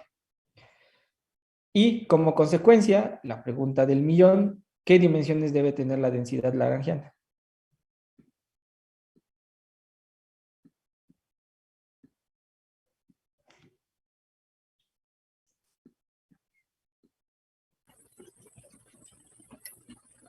Pues 4, profesor, por eso es una densidad. Profesor, una pregunta. Sí. ¿Por qué el menos 4 en el diferencial? No, esto que acabo de escribir es potencias de energía a la menos 4. La posición, el tiempo y las 3 posiciones de X1, de X2, de X3, cada uno contribuye con el inverso de la energía. Esas son sus dimensiones. Estoy haciendo un análisis dimensional de esta De acuerdo. De acuerdo, sí. Gracias. ¿Okay? Muy bien, jóvenes. Gracias por responder esta parte. Y lo único que quiero entonces que veamos es que si la densidad lagrangiana tiene dimensiones de energía a la cuarta, este primer objeto que tengo aquí, este que está aquí, este que está acá, debe de tener dimensiones de energía a la cuarta, ¿no? Y este objeto que está aquí debe tener dimensiones de energía a la cuarta, ¿no? De otra manera estaríamos sumando peras con manzanas. Y el último término también debe de tener dimensiones de energía a la cuarta. ¿Ok? Bueno, de esto que tengo aquí, esto es un término como simétrico, ¿no? Lo que contribuya la primera parcial de phi debe ser la misma forma o las mismas potencias que contribuya a esta otra parcial de phi. ¿Ok? Y la parcial de phi debe de contribuir, esto acuérdense que es la derivada respecto de la x mu, ¿verdad? Y eso tiene dimensiones de energía, ¿verdad? Entonces, no me resta más que pensar que el campo tiene también dimensiones de energía. De otra manera, no me saldría, digamos, no podría resolver la ecuación como está planteado. Si esto es simétrico, estos dos objetos son simétricos, cada uno debe de tener la mitad, es decir, cada uno contribuye con energía al cuadrado, y yo sé que la derivada respecto de la posición y del tiempo va a contribuir con energía, pues no me queda más que pensar que el phi también contribuye con dimensiones de energía. Por lo tanto, y quiero que se fijen en este objeto, al tener phi a la cuarta ya tengo energía a la cuarta como la dimensión. Y eso, lo único que me hace concluir es que esta constante es adimensional. No depende de las dimensiones, es e a la 0. Y esta es la razón por la cual lagrangiano es el bueno. Porque la constante de acoplamiento no va a depender de cómo yo evolucione en la energía. No va a depender de a qué escala energética yo esté trabajando. Por lo tanto, cuando yo haga el trabajo que les acaba de explicar, de tratar de renormalizar mi teoría, de ver qué es lo que pasa en la naturaleza a cierto grado de resolución que yo la quiero explicar, mi constante no va a cambiar. Por lo tanto, yo no me tengo que preocupar por hacerle algo a mi constante. Si yo tengo una constante que tiene dimensiones de energía, oh problema, no solo voy a tener que redefinir mis masas, mis campos, mis varias cosas de mi teoría, sino también la constante de acoplamiento. Y eso que también es un problema. Entonces, para quitarnos el problema de estar renormalizando la constante de acoplamiento, uno escoge un lagrangiano, el cual te permita pensar que esa lambda es una constante ante los cambios de energía. Es así, de veras es una constante, no va a cambiar, no le va a pasar nada. Entonces, es la razón de por qué es el caballito de batalla y es la potencia adecuada de campos de interacción aquí. La autointeracción es phi a la cuarta. Si yo pusiera phi al cubo, phi al cuadrado, phi a la sexta, indudablemente le tendría que dar dimensiones, ¿no? A esta lambda de energía al cuadrado, energía a la menos 2, etcétera, ¿no? Para satisfacer que esta densidad lagrangiana siempre tenga sus dimensiones correctas, que son de energía a la cuarta. Y eso es un problema, es ponerse el pie solito. No queremos meter más problemas de los que de por sí nos vamos a enfrentar al pensar que este lagrangiano no describe a la naturaleza en toda región energética o en toda escala de resolución que nosotros querramos analizar en la naturaleza. ¿Ok? ¿Qué más de este lagrangiano? Creo que nada más. Bueno, al final de cuentas, ahora sí, lo que uno puede hacer es construir la acción, ya no solo del caso, digamos, libre, sino también cuando tengamos fuentes que me modifiquen lo que pasa en el camino de mi campo. Y bueno, nada más por definición, recuerden que el lagrangiano no es más que la integral en todo el espacio de mi densidad lagrangiana. El lagrangiano debe de tener dimensiones de energía, ¿no? Y tal cual lo pueden comprobar aquí. Si este tenía dimensiones de energía a la cuarta, esto tiene de energía a la menos 3. Por lo tanto, el lagrangiano tiene dimensiones de energía tal cual debe ser. Y nada más para terminar, quiero hacer la pregunta de si conocen diferentes tipos de campos. Ya hablamos de un campo escalar, un campo que es una función, dado los parámetros x vector y t, yo le doy un valor a esos dos parámetros y yo sé cuánto vale phi, ¿ok?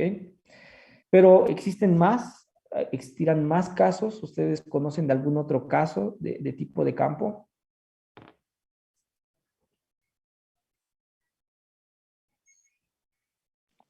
Los campos vectoriales, como el electromagnético.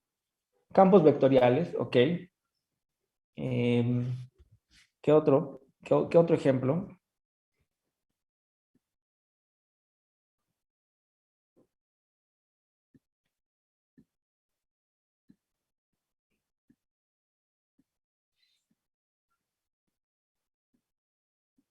Un campo tensorial. Un campo tensorial.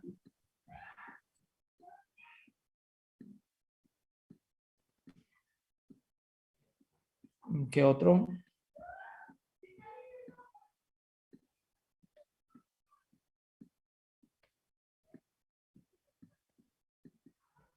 Aquellos que hablaron de QCD, hay un campo en la QCD muy famoso. A ver si se acuerdan cuál es. Espinorial. Espinorial, muy bien.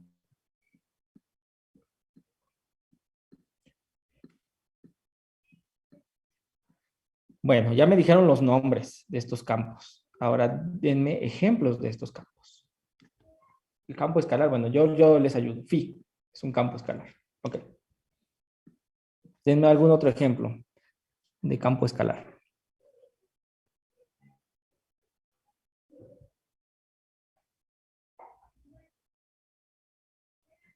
O vectorial, o tensorial, o espinorial. Denme ejemplos.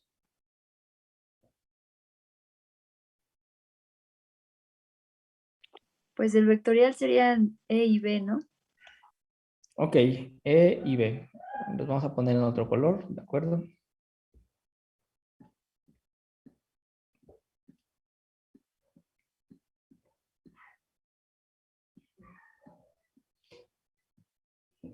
Muy bien, algunos más.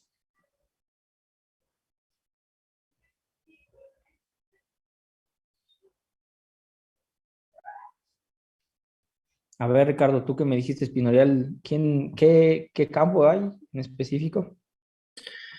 Es el de Dirac. Ok. Ajá, y también en el tensorial, pues siempre lo asimilo con lo del campo gravitacional y así. Ok, bueno, aquí vamos a poner, me parece, una G grandota también. Y aquí vamos a ponerle, ¿qué le ponemos? Ah, bueno, le ponemos el psi, ¿no? Es un campo espinorial. Voy a ser explícito con un psi mío. Ok, estoy tratando de como construir diferentes casos, escalar, vectorial, tensorial, espinorial. Tenemos una cosa que es una función solita, ¿no? Que es una función escalar, la cual es como el caso que acabamos de ver, el caso phi, el cual, claro que en la naturaleza existen ejemplos de esos campos, ¿no? Que eventualmente su excitación genera una partícula y son, por ejemplo, los mesones. Son un tipo de partículas hechos de quark-antiquark, que son unas partículas escalares. Iba a decir la palabra, pero no. Segunda pregunta, jóvenes. ¿Qué diferencia hay qué los diferencia a estos, al escalar, vectorial, tensorial, espinorial? ¿Qué hay, qué de sus propiedades cuánticas hace que podamos hacer esta diferenciación?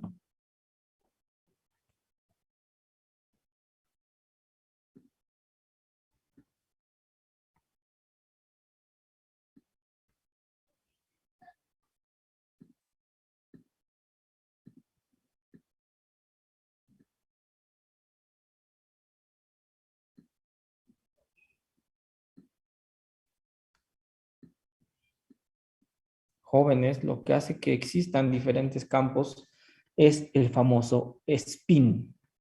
Si yo no tengo spin en mi partícula, yo no tengo la posibilidad de, una vez que yo defina todas las características de mi partícula, posición, tiempo, momento, energía, lo que ustedes quieran, ¿no? Cuando yo tengo un spin finito, yo tengo las posibilidades no solo de decir el valor de mi spin, sino su proyección.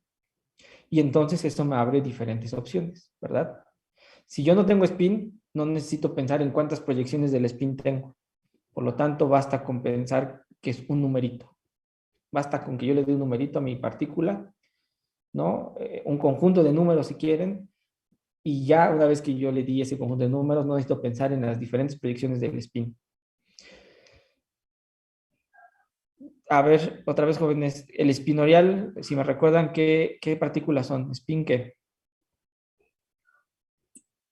Spin en medio. Spin en medio. Y por lo tanto, una vez que yo le di todas sus digamos,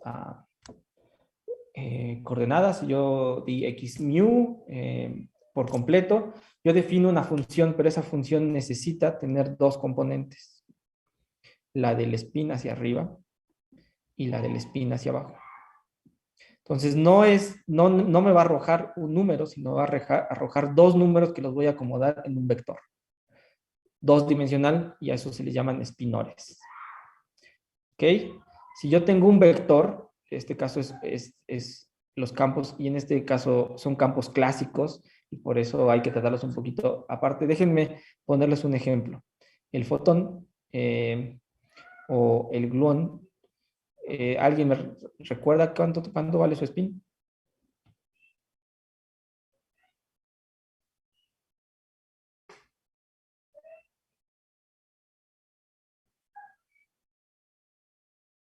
Creo que tiene spin 1, profe, el gluón.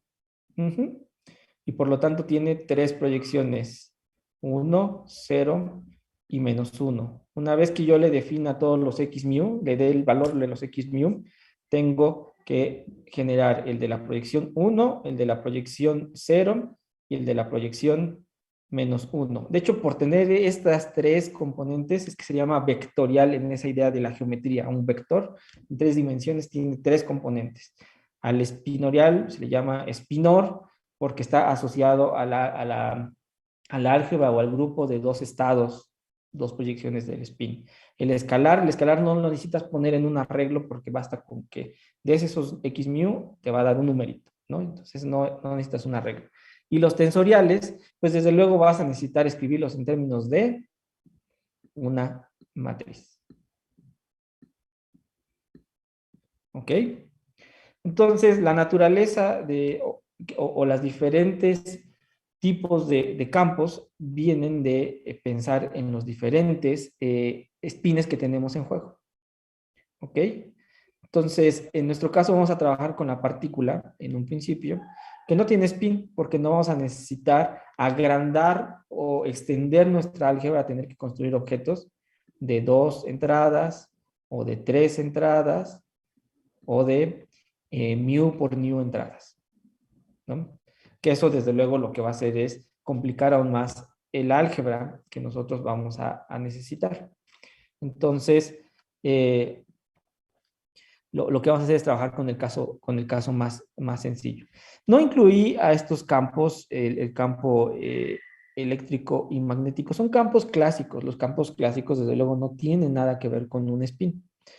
Y, sin embargo, estos campos clásicos se van a escribir o vamos a necesitar escribirlos en esta misma forma que hice para escribir a un fotón o a un gluón que necesitamos 3 entradas, ¿verdad? En este caso, para el campo eléctrico y magnético, son 3 entradas que van a dar cuenta de lo que pasa en la dirección X, Y y Z, para cada uno de ellos. En ese sentido, se tiene la misma estructura y por eso se le llaman vectoriales. Sin embargo, su naturaleza no emerge de una característica cuántica. ¿Sí queda claro esa diferencia? Sí, profe. Ok. ¿Dudas hasta aquí, jóvenes?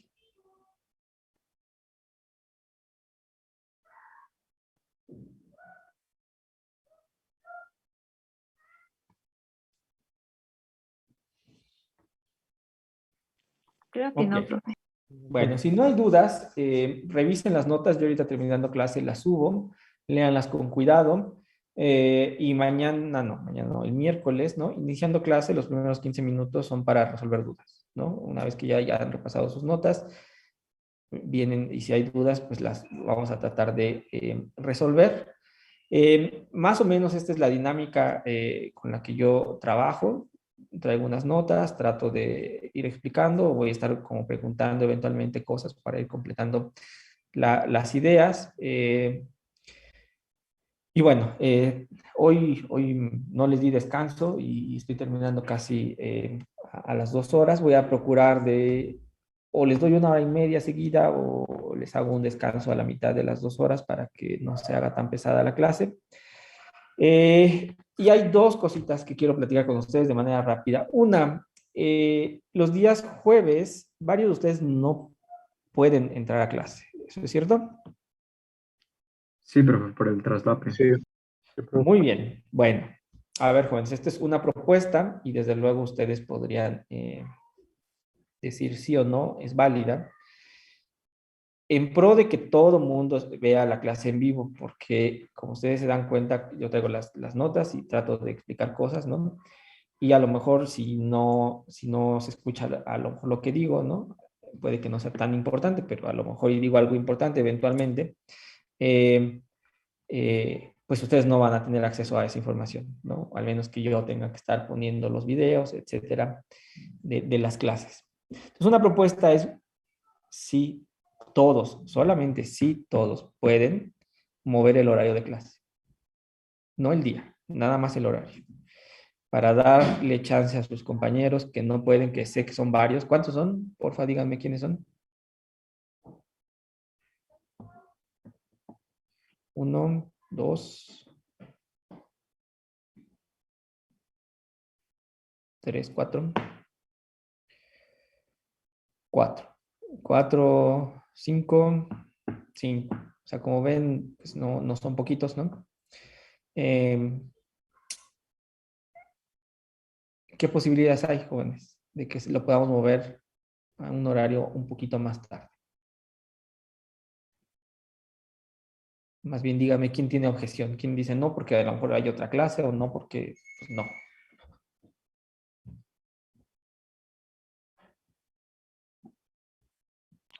Por mí no había problema de que movamos el horario un poco más tarde, pero siempre y cuando sea el mismo día.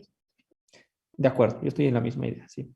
Sí, igual por mí no hay ningún problema para moverlo más tarde. Ok.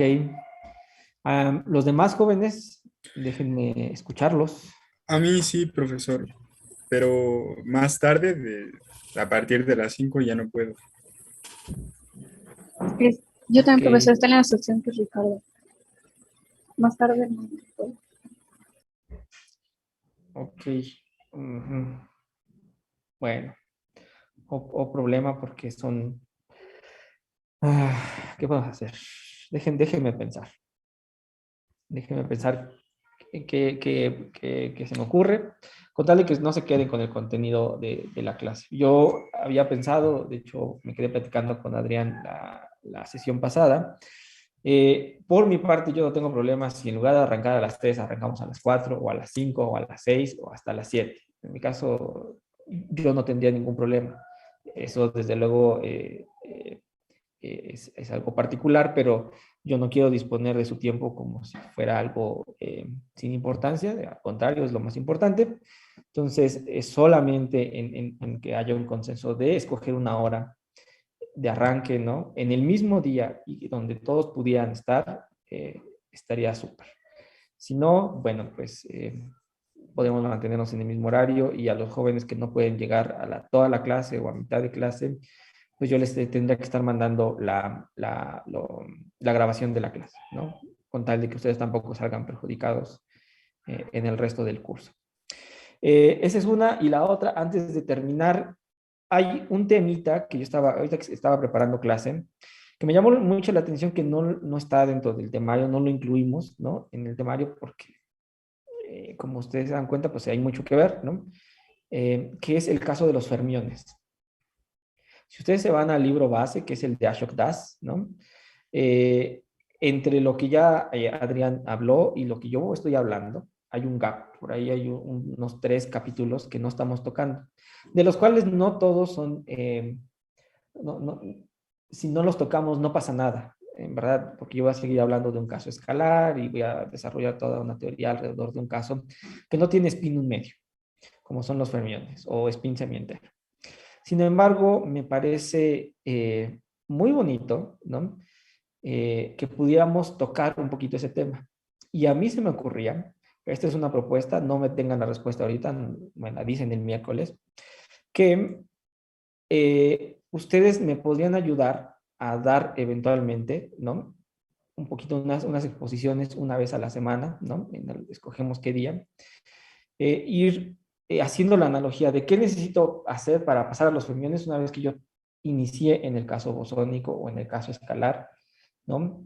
En la mecánica cuántica, no en la parte relativista, solamente en lo que ustedes ya revisaron de mecánica cuántica, ¿no? ¿Cómo yo mapeo, cómo me voy de manera natural a trabajar con los fermiones? Eso va a estar basado en ese capítulo de Ashok Das, ¿no? Y lo que yo propongo para motivarlos, ¿no? Son algunas décimas de su calificación final. Va por ahí de un par de décimas de su calificación final los que se atrevan o los que quieran dar, seminariar ese capítulo. No todo, lo voy a dividir en 3, 4 de ustedes, 5, que levanten la mano y digan, sí, yo quiero seminariar parte de ese capítulo. Si ustedes lo hacen de una manera correcta, ¿no? Pues van a tener un par de décimas extras en su calificación final. ¿Ok? Esto tiene dos motivos. Van a decir, Luis es bien flojo y no nos va a querer enseñar. No es que sea flojo, es que ya el temario está saturado, pero en buena onda, ustedes están próximos a presentar proyectos finales, están próximos a incursionar a los que quieran a un posgrado donde van a tener que hacer entrevistas en vivo, presentar sus proyectos de investigación, reportar, ir a congresos, ¿no? Ir a muchos lugares a hablar y transmitir información.